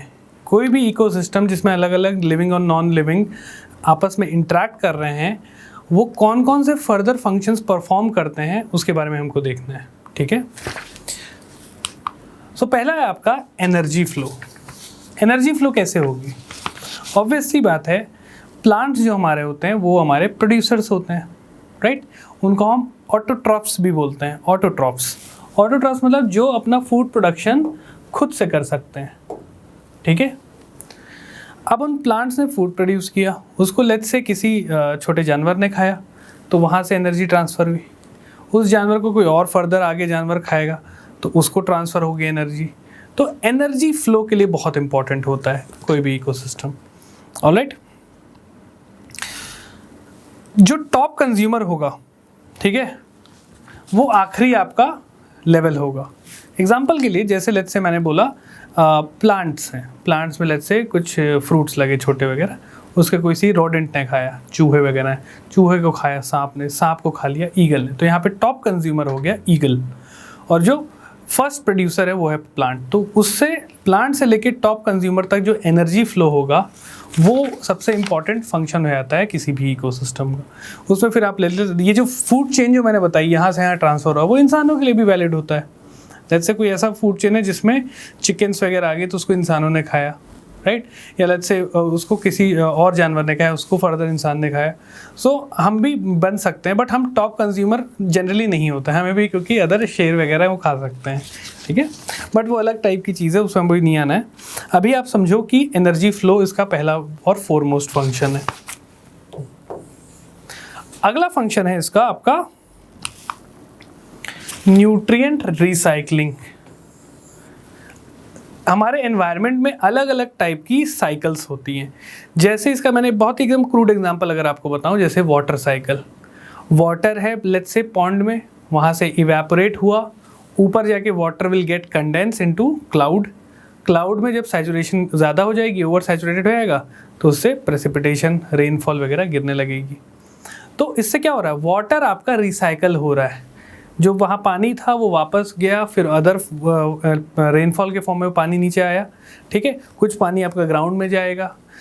ऐसे ही बहुत सारे न्यूट्रिएंट्स के साइकिल होता है, जब हम बायो जियो केमिकल साइकिल्स अभी देखेंगे आगे, उसमें मैं आपको दिखाऊंगा कैसे नाइट्रोजन आपका रिसाइकल होता है, ठीक है, कार्बन हो गया, कुछ गैसियस साइकिल होंगी, कुछ आपकी लेट्स से सेडिमेंट्री साइकिल्स होंगी, सबको अभी हम डिटेल में देखेंगे। सो न्यूट्रिएंट रिसाइकलिंग या न्यूट्रिएंट साइक्लिंग, इसका पूरा जो फंक्शन है एक इकोसिस्टम इसको भी निभाता है, ठीक है। चलिए, तीसरा है आपका इकोलॉजिकल सक्सेशन या फिर इकोसिस्टम डेवलपमेंट। एग्जाम्पल के तौर पे, जब ज़मीन आपकी थी, ठीक है, वहाँ पे धीरे धीरे कुछ एल्गीज आए, एल्गीज की वजह से थोड़ा थोड़ा कुछ लेट्स से प्लांट ग्रोथ हुआ, उस प्लांट ग्रोथ में फर्दर आगे बढ़ के वो फॉरेस्ट का फॉर्म लिया, तो ये इकोलॉजिकल सक्सेशन हो रहा है, राइट। एक इकोसिस्टम धीरे धीरे डेवलप हो रहा है।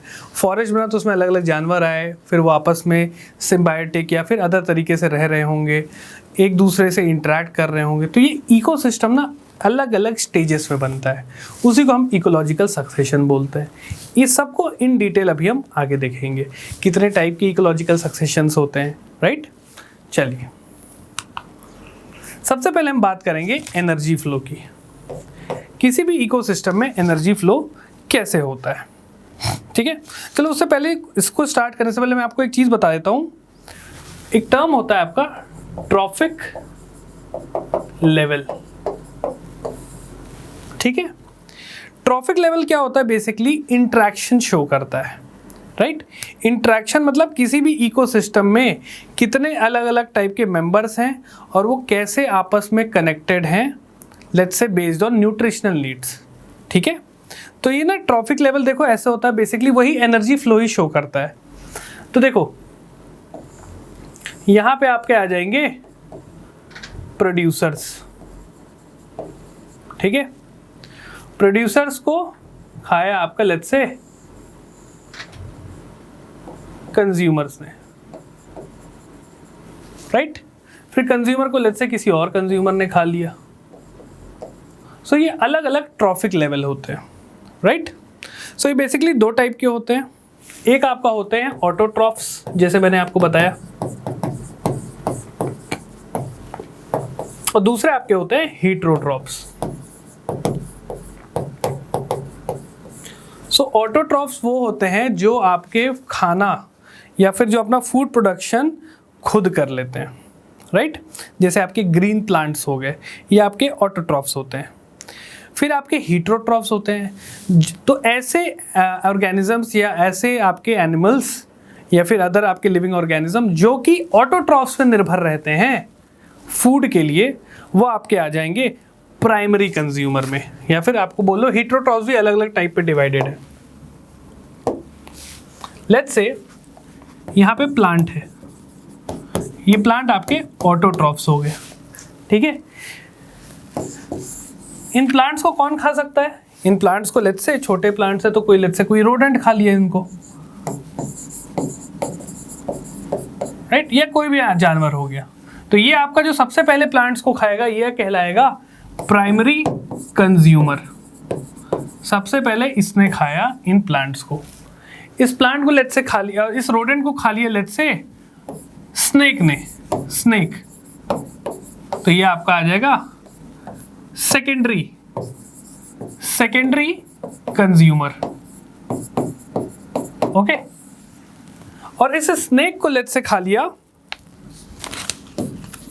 लेट्स से आपका ईगल ने, तो ये आपका आ जाएगा let's say tertiary consumer.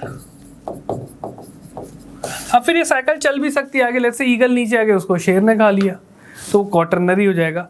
But आपको ये ध्यान रखना है कि ये आपके कंज्यूमर्स हो गए और ये आपके प्रोड्यूसर्स, ठीक।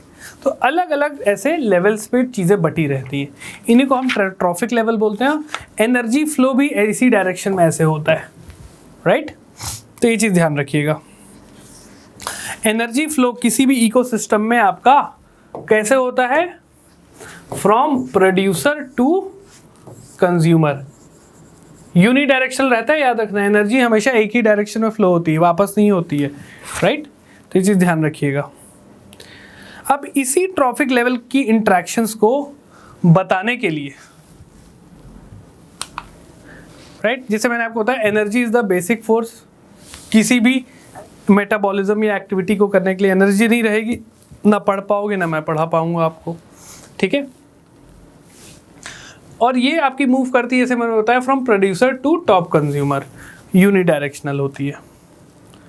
और इसी इंट्रैक्शन को पढ़ने के लिए इसी लेवल के जो ट्रॉफिक लेवल का अलग अलग इंट्रैक्शन होता है, ये हमें बताता है कि एनर्जी फ्लो किस डायरेक्शन में है, राइट। सो इसको पढ़ने के लिए हम 2-3 अलग अलग तरीके देखते हैं, जैसे आपका फूड चेन हो गया, फूड वेब, ये सब यही चीज़ शो करता है, trophic level interaction, energy flow का डायरेक्शन, राइट। चलिए ये देख रहे हो, प्राइमरी प्रोड्यूसर आपका हो गया ये प्लांट, ये खाना बना रहा है, इस खाने को देखो, ये प्राइमरी कंज्यूमर है, ये हर्बीवोरस होते हैं, राइट। जो वेजिटेरियन खाते हैं, घास फूस खाते हैं, उनको बोलते हैं हर्बीवोरस, ठीक है। और इन हर्बीवोरस को जो खाते हैं वो आपके आ जाते हैं कार्निवोरस। जैसे खरगोश को मान लो खा लिया सांप ने, ठीक है, खरगोश को खा लिया लेट्स से ईगल ने, ओके, या ईगल को, सांप को खा लिया ईगल ने। तो अलग अलग लेवल रहते हैं। तो जो मांसाहारी होते हैं, जो मांस वगैरह खाते हैं, वो कार्निवोरस हो गए। जो शाकाहारी चीज़ें, वेजिटेरियन, ये सब चीज़ें घास फूस खाते हैं, वो हर्बीवोरस हो गए। क्लियर। तो इस टाइप का आपका अलग अलग ट्रॉफिक लेवल्स हैं। क्लियर हुआ आपको। चलिए अब कॉन्सेप्ट पे आते हैं फूड चेन। जो अलग अलग ट्रॉफिक लेवल हमने बात की, उसमें जो एनर्जी फ्लो हो रहा है, राइट, अलग अलग ट्रॉफिक लेवल की इंट्रैक्शन को हम, एक तरीका होता है पढ़ने का फूड चेन का, ठीक है। So a food chain represent only one part of the food और energy flow of an ecosystem, right. एक आइसोलेटेड क्लोज सिस्टम हम मान लेते हैं कि यार यही 4-5 लोग हैं जो इस सिस्टम के अंदर वो आपस में इंटरेक्ट कर रहे हैं। चीज़ों को सिंप्लीफाई करने के लिए, समझने के लिए हम इसको करते हैं, बट एक्चुअल में केवल फूड चेन नहीं होता है, इसी का एक ओपन सिस्टम में हो जाता है फूड वेब, वो भी मैं आगे बताऊंगा, राइट। तो ये चीज़ ध्यान रखना। तो फूड चेन अगर मैं बात करूं, ये देख रहे हो, एग्जाम्पल समझा देता हूँ फिर समझ में आएगा। लेट्स से ये देखो प्रोड्यूसर्स हैं, घास, ठीक है। इस प्रोड्यूसर को किसने खाया? ग्रास हॉपर ने। ग्रास हॉपर को किसने खाया? फ्रॉग ने। फ्रॉग को खाया आपका स्नेक ने, और स्नेक को खाया हॉक ने। और हॉक को लेट्स से मर गया, ये जहरीला सांप खा लिया होगा, मर गया, ये डिकम्पोज हो जाएगा, लेट्स से किसी बैक्टीरिया फंगाई ने इसको डिकम्पोज कर दिया। तो ये जो सिंगल सीक्वेंस ऑफ, ये देख रहे हो, single sequence, plant, grass hopper, फिर उसको कौन खाया? ग्रास हॉपर को आपके फ्रॉग ने, फ्रॉग को स्नेक ने, स्नेक को ईगल ने। तो ये जो सिंगल यूनिडायरेक्शनल सीक्वेंस बन रहा है आपका एनर्जी फ्लो का, where one entity is eating the another entity in a sequential way, इसको हम फूड चेन बोल देते हैं, ठीक है। यहाँ पे आप देख सकते हो, लेट्स से ये देखो, एक कोई मरा हुआ, लेट्स से कोई इनवर्टिब्रे है, कोई बैक्टीरिया या जो भी चीज़ है, स्कैवेंजर, ठीक, डेड एंड डीके हो चुका है, इसको खाया आपके प्राइमरी कंज्यूमर ने। ये देखो झींगे ने, झींगे को खा ली मछली ने, मछली को खा लिया लेट्स से ये आपका ये सी ऑटर ने। तो यहाँ भी एक्वेटिक इकोसिस्टम का भी ऐसे ही आपको फूड चेन मिल गया, ये टेरेस्ट्रियल मिल गया, ये एक्वेटिक मिल गया। लेकिन यहाँ भी क्या हो रहा है, दोनों में सेम क्या हो रहा है, one organism is eating the another in a unidirectional way, ठीक है। तो ये आपके फूड चेन होते हैं, और फूड चेन हमेशा स्टार्ट होता है आपका प्रोड्यूसर से और एंड होता है आपका टॉप कार्निवोर से, ठीक। तो ये चीज़ है, इसमें भी अलग अलग टाइप के फूड चेन आते हैं। जैसे ये हो गया आपका ग्रेजिंग फूड चेन, जिसमें घास और ये सारी चीज़ें आती हैं। ये हो गया आपका एक्वेटिक फूड चेन, पानी के अंदर वाली।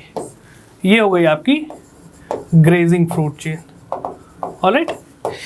ऐसे ही एक आता है आपका डेट्रिटस फूड चेन, मैं दिखा देता हूं आपको।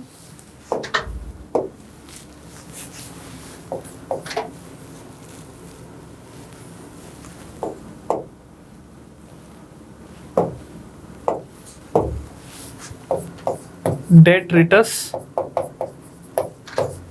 ये भी आप डेट्रिटस ही मान सकते हो।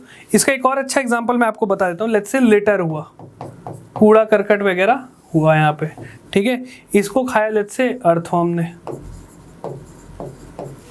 अर्थवर्म को खाया आपके चिकन ने, चिकन को खा लिया आपके हॉक ने, पक्षी जो है। तो ये भी एक डेट्रिटस फूड चेन हो जाता है। तो ये 3 अलग अलग टाइप के आपके फूड चेन मिलते हैं। क्लियर? ये तो हो गया एक क्लोज सिस्टम एनालॉजी कि हम बस क्लोज सिस्टम में यही लोग हैं और यही बस आपस में इंटरेक्ट कर रहे हैं, बट एक ओपन सिस्टम में ऐसा नहीं होता है, ठीक है। तब आता है आपका कॉन्सेप्ट फूड वेब का, राइट। सो अगर आप देख पा रहे हो, जैसे घास है, घास को ग्रास हॉपर भी खा सकता है, ठीक है। अगर मैं बात करूं ग्रास हॉपर की, ग्रास हॉपर को लिजर्ड भी खा सकता है, फ्रॉग भी खा सकता है। फ्रॉग को देखो, फ्रॉग को स्नेक भी खा सकता है, हॉक भी खा सकता है। तो ये आपस में मल्टीपल चीज़ें जुड़ी रहती हैं, राइट। अगर मैं बोलूँ भाई ग्रास है, ग्रास को केवल ग्रास हॉपर के अलावा आपका गाय भी खा सकती है, गाय को लेट्स से शेर ने खा लिया। सो चीज़ें आप में कॉम्प्लेक्स तरीके से जुड़ी हुई रहती हैं एक ओपन सिस्टम में, एक एक्चुअल एनवायरनमेंट में, और उसी चीज़ को हम बोलते हैं फूड वेब। मतलब all the possible energy transfer, जितने भी पॉसिबल एनर्जी ट्रांसफ़र हैं, न्यूट्रिएंट ट्रांसफ़र है अमंग द ऑर्गेनिज्म किसी भी इकोसिस्टम में, उसको हम बोल देते हैं फूड वेब। और एक फूड वेब के अंदर मल्टीपल फूड चेन्स हो सकते हैं, ठीक है। तो ये simple cheese he, I think ये समझ में आ गया आपको, क्लियर हुआ ये। भाई यहाँ पे ग्रास है, ग्रास को तो ये ग्रास हॉपर ने भी खा लिया, काऊ भी खा सकता है, काऊ को खा लिया लेट्स से टाइगर ने, एक ये भी फूड चेन बन सकता है। तो ये पूरा कॉम्प्लेक्स है जिसमें जितने भी पॉसिबल इंट्रैक्शंस हो सकते हैं वो जो शो करता है वो आपका फूड वेब हो गया। ऑलराइट, क्लियर हुआ? चलिए आगे बढ़ते हैं। अब थोड़ा एक इम्पॉर्टेंट टर्म आता है आपका जिसको आपको समझना ज़रूरी है। इसको हम बोलते हैं इकोलॉजिकल पिरामिड्स। इकोलॉजिकल पिरामिड्स कुछ नहीं होते but step of trophic levels, अलग अलग ट्रॉपिक लेवल का इंट्रैक्शन वो भी शो करता है डायग्रामेटिक पैटर्न में, पिरामिड के शेप में। जैसे फूड चेन एक आपका सिंगल ऐसे दिखाता है यूनिडायरेक्शनल, इसमें पिरामिड के फॉर्म में वो चीज़ों को दिखाया जाता है, right. So the steps of tropic level expressed in a diagrammatic way is referred to as ecological pyramid. इसमें भी इंट्रैक्शंस को ही दिखा रहा है बट अलग कैटेगरी में, अलग तरीके से, डायग्रामेटिक पैटर्न में। क्लियर? तो 3 टाइप के पिरामिड्स होते हैं आपके। एक होता है पिरामिड ऑफ नंबर्स, दूसरा पिरामिड ऑफ बायोमास और तीसरा pyramid of energy. Pyramid of number में क्या होगा, जो पिरामिड होगा वो एक्चुअल ओवरऑल नंबर्स दिखाएगा किसी भी लेट्स से ऑर्गेनिज्म के या कम्युनिटी के। लेट्स से प्लांट कम्युनिटी तो कितने नंबर ऑफ प्लांट्स हो सकते हैं, ठीक है। पिरामिड कैसा होता है आपको, पिरामिड कुछ ऐसा दिखता है, ठीक है। सो इस टाइप के अलग अलग ट्रॉफिक लेवल्स बने होंगे, 1 2 3। यहाँ पे जनरली प्रोड्यूसर रहता है जनरली, और यहाँ पे आपका टॉप कंज्यूमर। सो ऐसे ही इंटरेक्शन रहेगा। तो चलिए देखते हैं पिरामिड ऑफ नंबर में आपको क्या समझ में आ रहा है। भाई एक्चुअल नंबर यहाँ पे कितना होगा, इसका कितना होगा, इसका कितना होगा, उस बेसिस पे जो पिरामिड बनेगा वो पिरामिड ऑफ नंबर रहेगा। ऑलराइट, सो देखते हैं सबसे पिरामिड ऑफ नंबर्स को। सो आप सब लोग सबसे पहले इधर वाले पे ध्यान दें, नंबर 1, राइट। केवल आप इस पे अभी फोकस करें। सो ये पिरामिड दिख रहा है आपको, इसके बेस में क्या दिख रहा है, 15 लाख प्राइमरी प्रोड्यूसर, जिसमें घास हो सकती है, आपके पेड़ पौधे हो सकते हैं, तो ये चीज़ दिखा रही है। ऑलराइट, फिर उसके ऊपर आप जाओ, यहाँ पे 2 लाख आपको प्राइमरी कंज्यूमर मिल रहे हैं जो कि इस प्लांट या उससे रिलेटेड चीज़ों को खा रहे हैं, चूहे हो गए, फ्रॉग्स हो गए, ये सब, राइट। तो पहला लेवल ये, दूसरा लेवल यहाँ पे हो गया प्राइमरी कंज्यूमर।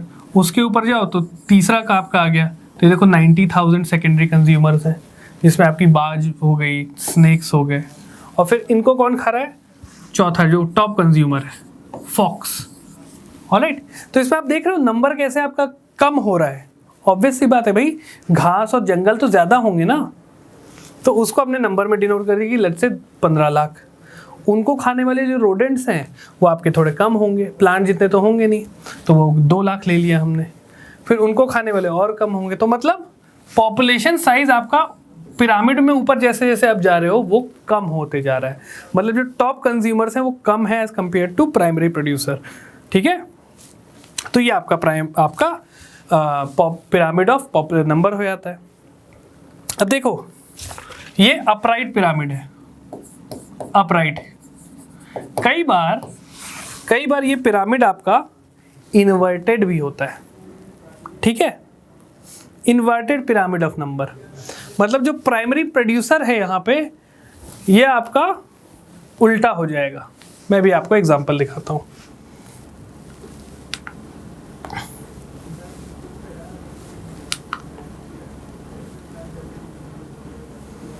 यहाँ पे मैं आपको यहाँ पे चलो यहाँ पे दिखा देता हूँ, इसी वाले पे फोकस करना, राइट। तो आप लोग इस एरिया में देखिएगा, यहाँ पे आपका लेट्स से पिरामिड बन गया आपका ऐसा, ठीक, 1 2 3। इसमें आपका क्या हो सकता है, जैसे मैं आपको बताऊं, यहाँ पे आपका आ गया कोई let's say tree, right, tree आ गया। अब भाई एक ट्री के ऊपर अनेकों आपकी हर्बीवरस हो सकती है, चिड़िया बैठ सकती हैं। सो इस वाले लेवल पे यहाँ पे लेट्स से बर्ड्स, बहुत सारी बर्ड्स होंगी, ट्रीज, एक ट्री के ऊपर बहुत सारी चिड़िया आके बैठ सकती हैं। ठीक है, अब देखो वो जो चिड़िया हैं वो लेट्स से मरती हैं, तो उनको कौन खा सकता है, पैरासाइट्स डिकम्पोज करेंगे, तो ये और ज़्यादा होंगे नंबर में। सो ये कई बार आपका जो पिरामिड ऑफ नंबर है ये ऑपोजिट भी हो जाता है। जो प्राइमरी प्रोड्यूसर यहाँ पे सबसे ज़्यादा था, यहाँ पे वो सबसे कम हो जाता है।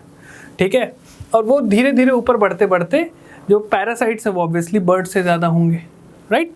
तो ये आपका ऐसे पिरामिड ऑफ नंबर अपराइट भी हो सकता है और इन्वर्टेड भी हो सकता है। ठीक है, चलिए नेक्स्ट हम देखते हैं पिरामिड ऑफ बायोमास।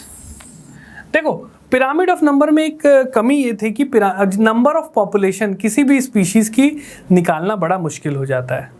अगर मैं यहाँ लिख दूँ 1.5 lakh primary 15 lakh primary producer, वो एग्जैक्ट नंबर नहीं हो सकता है।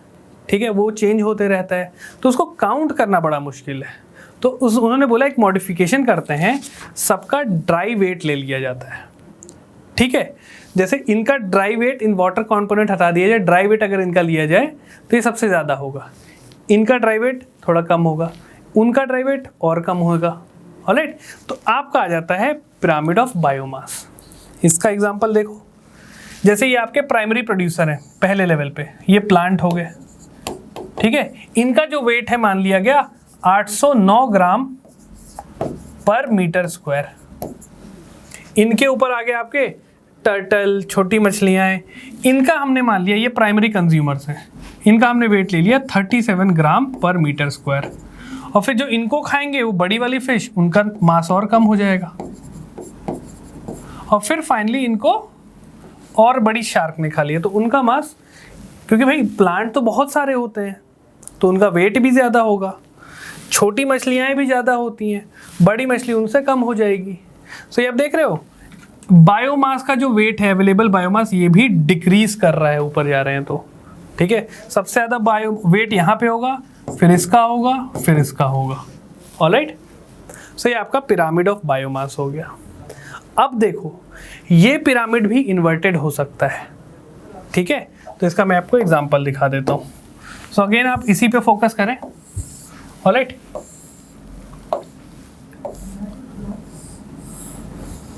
ये पिरामिड है।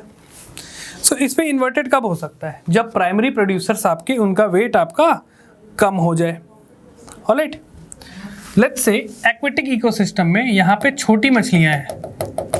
ठीक है, छोटी मछलियाँ हैं, इनका वेट मान लिया जाए 4 ग्राम पर मीटर स्क्वायर। अब इसके ऊपर थोड़ी और बड़ी मछली है। ठीक है, और बड़ी मछली, इनका वेट ले लिया हमने 8 ग्राम पर मीटर स्क्वायर मानो। और फिर आपकी शार्क वगैरह आ जाती हैं, बहुत सारी शार्क, तो इनका वेट हो गया मान लो 12 ग्राम। सो आपका क्या हो रहा है, जब प्राइमरी आपका वो है प्रोड्यूसर है, राइट, प्राइमरी प्रोड्यूसर है मान लो आपका 4 ग्राम पे, और जो प्राइमरी टॉप कंज्यूमर है वो 12 ग्राम का, तो वो भी चेंज होते रहता है। ठीक है, सो ये भी बन सकता है और वैसे भी बन सकता है। तो ये दोनों पिरामिड ऑफ नंबर और पिरामिड ऑफ बायोमास इन्वर्टेड भी हो सकते हैं और आपका अपराइट भी हो सकते हैं, ये ध्यान देना। वो डिपेंड करेगा भाई बायोमास किसका कितना ज़्यादा है, सबको नापा भी नहीं जा सकता है। हम तो किसी पर्टिकुलर रीजन की ही बात कर लिए, इस एरिया में कितना बायोमास है, राइट। तो ये चीज़ें ऊपर नीचे हो सकती हैं, उससे आपको कोई दिक्कत की बात नहीं होनी चाहिए, ठीक है। वो डिपेंड करेगा अलग अलग चीज़ों के ऊपर, राइट। सो ये आपका पिरामिड ऑफ बायोमास हो गया। अब देखो जो सबसे इंपॉर्टेंट आता है, जो फूड चेन या फूड वेब हमने क्यों पढ़ा था, energy transfer from one stage to another, अलग अलग ट्रॉफिक लेवल पे, ठीक है। तो ये आता है आपका, बनता है पिरामिड ऑफ एनर्जी। यहाँ पे लेट्स से आपका प्लांट्स हैं, ठीक है, यहाँ पे आपका उनको खाने वाले हर्बीवोरस और यहाँ पे उनको खाने वाले कार्निवोरस। सो एक जनरल रूल होता है, लेट्स से इसने प्लांट्स के पास, प्लांट्स को एनर्जी कहाँ से मिलती है, सनलाइट से। तो क्या होता है, लेट्स से उनके ऊपर सनलाइट हजार यूनिट सनलाइट पड़ रही है प्लांट्स के ऊपर। प्लांट्स क्या करेंगे, 1000 में से केवल 100 यूनिट यूज़ करेंगी फॉर मेकिंग देयर फूड। उनको, उन प्लांट्स को कौन खा जाएगा, हर्बीवोरस। सो इनके बीच में जो एनर्जी ट्रांसफ़र होगा ना, केवल 10% का होगा, ठीक। और इन हर्बीवोरस को खा लेंगे ये कार्निवोरस, टाइगर ने काऊ को खा लिया। तो अगेन जो एनर्जी ट्रांसफ़र होगा यहाँ पे 10% होगा। मतलब लेट्स से यहाँ पे फर्स्ट लेवल पे 100 एनर्जी थी, यहाँ पे हो गई 10, और जो टॉप वाले को मिलेगी केवल 1 यूनिट ऑफ एनर्जी, क्योंकि 10% वो कम होते जाएगा, ठीक है। मतलब यहाँ पे 100 यूनिट एनर्जी थी प्लांट के पास, प्लांट को 1000 यूनिट एनर्जी मिली सन से, प्लांट ने केवल 100 ही यूनिट एनर्जी को स्टोर किया। उस प्लांट को खा ली गाय ने, गाय को मिलेगा कितना, 100 में से 10%, मतलब 10 यूनिट। फिर काऊ को खा लिया टाइगर ने, तो 10 में से केवल उसको 1 मिलेगा, 10% ऐसे कम होते जाएगा, ठीक है। तो एक जनरल रूल होता है, राइट। सो ऐसे अगर आप ऊपर रहोगे तो अवेलेबल एनर्जी डिक्रीज करने लगेगी। इसलिए बोला जाता है कि थोड़ा वेजिटेरियन वगैरह खाना चाहिए, तो आपकी फ्रेश चीज़ें आपको मिलें, एनर्जी लेवल भी आपका अच्छा रहेगा, एक्टिव रहोगे। जो लोग ज़्यादा नॉनवेज वगैरह खाते हैं उनका एक लेथार्जीनेस वगैरह रहता है, क्योंकि एनर्जी लेवल जो मिलना चाहिए वो प्रॉपर मिल नहीं पाता है, ठीक है। तो ये आपके डिफरेंट पिरामिड्स थे।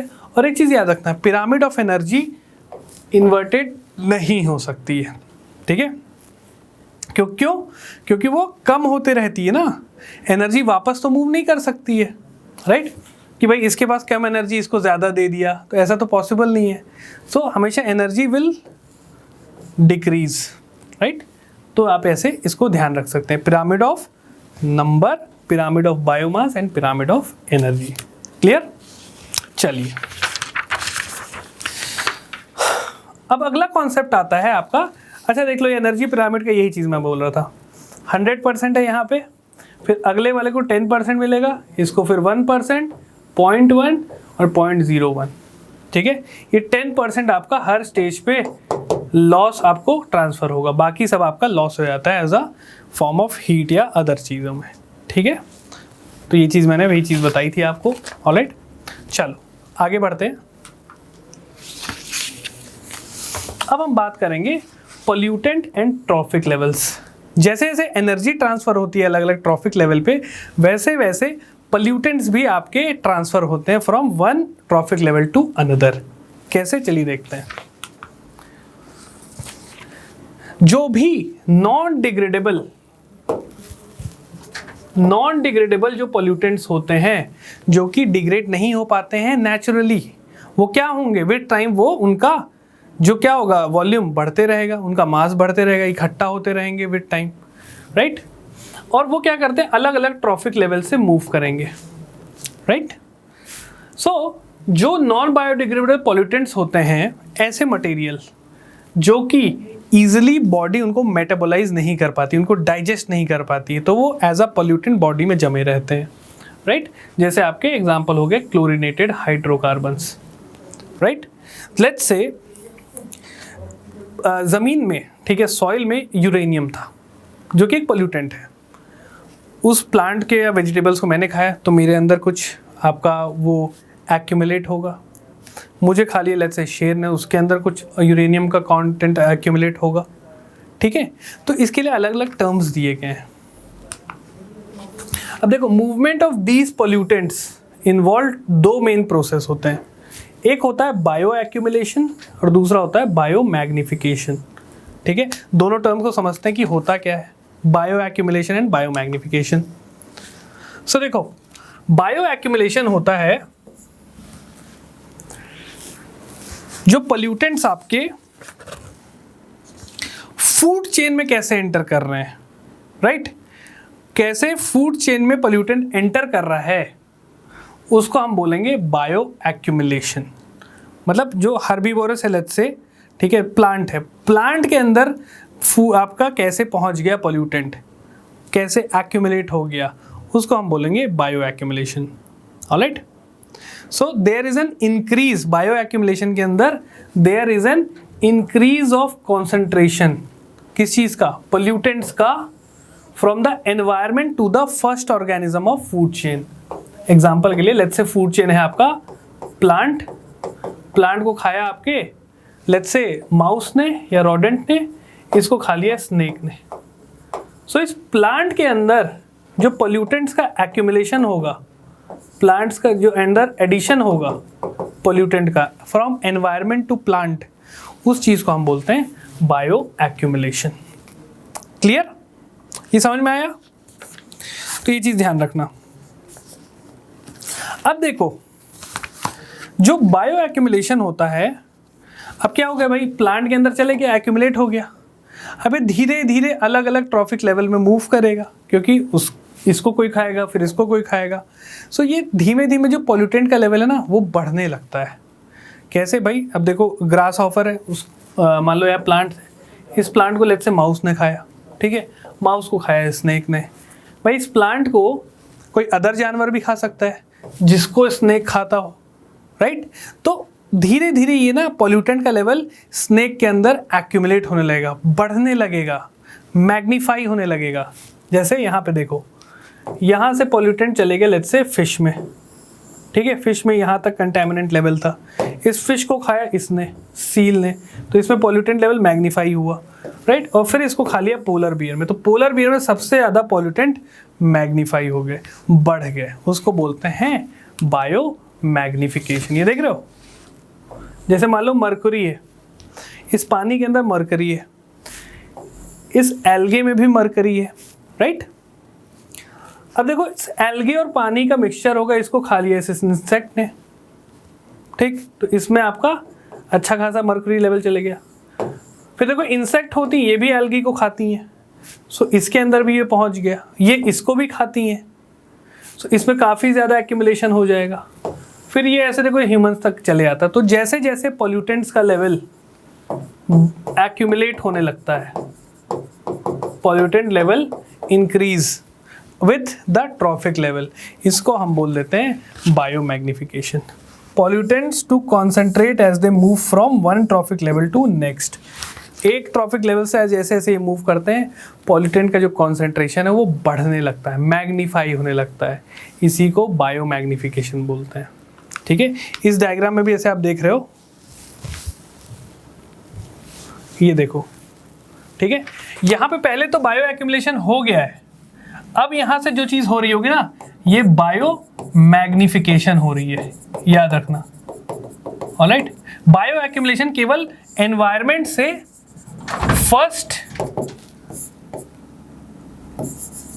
फर्स्ट आपका प्रोड्यूसर जो होगा वहां तक रहता है, उसके बाद आपका बायो मैग्निफिकेशन होने लगता है। क्लियर? ये चीज आप ध्यान रखिएगा बस, ठीक है। चलिए, तो ये हो गया बायो एक्यूमुलेशन और बायो मैग्निफिकेशन। अब देखो बायोटिक इंटरेक्शन आता है, जो चीज मैंने आपको बताया था ना, सिम्बायोटिक, दो लोग साथ में रहना है, दोनों एक दूसरे को लेट्स से अच्छा कर रहे हैं, ठीक है। इसका बहुत अच्छा एग्जांपल मैं आपको देता हूं। लेट्स से एक गाय है और एक शेर है, ठीक। गाय का एक पूरा वहां पे बगान बना हुआ है, लेट्स से वहां पे बहुत सारी गाय रहती हैं, एक साइड टाइगर है और एक साइड आपका लेट्स से लायन है। दोनों ही गाय को खाते हैं, तो ये आपस में क्या कर रहे हैं, कंपटीशन, ठीक है, तो इस टाइप के अलग अलग बायोटिक जितने भी लिविंग ऑर्गेनिज्म है आपस में इंट्रैक्शन जो होता है, कुछ पॉजिटिव होता है, कुछ नेगेटिव होता है, कुछ न्यूट्रल होता है। तो उन्हीं को देखते हैं किस टाइप के रहते हैं। पहला होता है आपका जो बायोटिक इंट्रैक्शन, वो होता है आपका म्यूचुअलिज्म। ठीक है, म्यूचुअलिज्म मतलब दोनों स्पीशीज को फायदा हो रहा है। ओके, इसका बहुत अच्छा एग्जांपल है पॉलिनेटर। ठीक है, जैसे मधुमक्खियां हो गई और आपके जो प्लांट्स हो गए। पॉलिनेटर्स क्या करते हैं, मधुमक्खियां बीज को इधर से उधर वो ड्रॉप करती हैं, उससे प्लांट ग्रोथ होता है।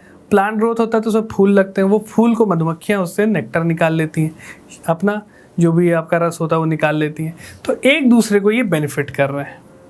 क्लियर? तो दोनों प्लस प्लस मतलब दोनों को बेनिफिट हो रहा है। राइट? अगला आता है कमेंसलिज्म, मतलब एक स्पीशी को फायदा हो रहा है और एक को कोई फर्क नहीं पड़ा, ना अच्छा हो रहा ना उसके साथ बुरा हो रहा है। ऑलराइट, जैसे काउडंग, गाय के गोबर में ऐसे आपने देखा होगा काउडंग में अलग अलग कीड़े रहते हैं। ठीक है, तो काऊ को तो कोई फर्क नहीं पड़ रहा, वो तो अपना करके चल दी। ठीक है, सो काऊ को नो फर्क, और जो वहाँ उसमें रहने वाले वो इंसेक्ट्स हैं उनको फायदा हो रहा है उसके काउडंग से। ठीक है, फिर आपका आता है एमेंसलिज्म, इसमें एक को नुकसान हो रहा है और एक को कोई फर्क नहीं पड़ रहा। राइट? क्लियर हुआ? सो इसमें एग्जांपल हो गया, जैसे एक बहुत बड़ा ट्री है मानो। ठीक है, ये बहुत बड़ा ट्री है और नीचे है छोटे छोटे प्लांट है। अब क्या हो रहा है, ये जो सनलाइट आ रही है, ये जो पेड़ है सनलाइट को रोक दे रहा है। ठीक है, और इनके पास कुछ पहुंच ही नहीं पा रहा है सनलाइट, तो इनकी ग्रोथ नहीं होगी। लेकिन इस प्लांट को तो कोई फर्क ही नहीं पड़ रहा इनकी ग्रोथ हो ना हो। तो ये हो गया, बड़ी ट्री को कुछ नहीं हो रहा है और छोटे वाले प्लांट्स को नुकसान हो रहा है। क्लियर? ये समझ में आया आपको? ये बहुत इंपॉर्टेंट चीज़ है, इससे सवाल भी आते हैं किस टाइप का इंट्रैक्शन हो रहा है। ओके, देन आपका आता है कंपटीशन। कंपटीशन में दोनों को नुकसान होता है। देख रहे हो, नेगेटिव नेगेटिव। कंपटीशन में जैसे आप मान लो अगर दो स्पीशीज हैं, मान लो कोई भी, वो सेम फूड खा रही हैं, तो वो आपस में compete करने लगेंगी और दोनों फिर तेजी से खाएंगे और फिर दोनों वो स्पीशी खत्म कर देंगी। राइट? सो फूड शॉर्टेज हो जाएगा तो दोनों मरे जाएंगे। राइट? तो ये चीज़ होता है आपका कंपटीशन। इंसानों वाला कंपटीशन नहीं होता है। ठीक है? प्रेडेशन, प्रेडेशन में क्या होता है, एक को तो फायदा हो रहा है और दूसरे को नुकसान हो रहा है। प्रेडिटरी। ठीक है, इसका बहुत अच्छा एग्जाम्पल है, जैसे आपके टिक्स खून चूसते हैं, जो कई बार बालों में चले जाते हैं। ठीक, वो इंसान के ऐसे बालों में आ गए और वहाँ से वो ब्लड सक कर रहे हैं, तो उनको तो फ़ायदा हो रहा है और इंसान को नुकसान हो रहा है, भाई ब्लड लॉस हो रहा है। कई बार ऐसे फ़िश के ऊपर चिपक जाती हैं, बड़ी बड़ी फ़िश के ऊपर चिपके रहते हैं और उनके ब्लड वगैरह सक करते हैं, तो इस टाइप की चीज़ें होती हैं। वायरस, राइट, इंसान के अंदर आ गया तो उनको तो लाइफ मिल जाती है, इंसान को नुकसान पहुँचने लगता है। कोविड, राइट, तो वो हो जाता है आपका predation, predatory. Then we have parasitism, एक को फायदा और एक को निकल। भाई जो पैरासाइट्स होते हैं इंसानों के अंदर आ गए और उनका जो भी चीज़ अपना उनको होस्ट बना लिया और वो अपना ज़िंदगी जी रहे हैं और इंसानों को धीरे धीरे वो अंदर से खोखला करते जा रहे हैं। राइट? सो ये आपका हो जाएगा पैरासिटिज्म। ऑलराइट, तो ये चीज़ आप ध्यान रखेंगे। ब्लड लॉस होता होगा इसमें। तो प्रेडेशन और पैरासिटिज्म, पीपी याद रखना, एक को फायदा और एक को नुकसान होता है। क्लियर? तो ये आपके स्पीशीज़ 1 और स्पीशीज़ 2 का इंटरेक्शन हो गया, इसी को बायोटिक इंटरेक्शन बोलते हैं। क्लियर? चलो, हाय, अगर आपको ये लेक्चर पसंद आया तो हमारे चैनल को सब्सक्राइब कीजिए, और अगर आप यूपीएससी 2021 के प्रीलिम्स के लिए सीरियस हैं तो हमारा क्रैश कोर्स जरूर ज्वाइन कीजिए। कोर्स की डिटेल्स आपको हमारी वेबसाइट, जिसका लिंक डिस्क्रिप्शन सेक्शन में होगा, उस पर मिल जाएंगी। नहीं तो आप हमें कॉल कर सकते हैं नीचे दिए गए नंबर पर।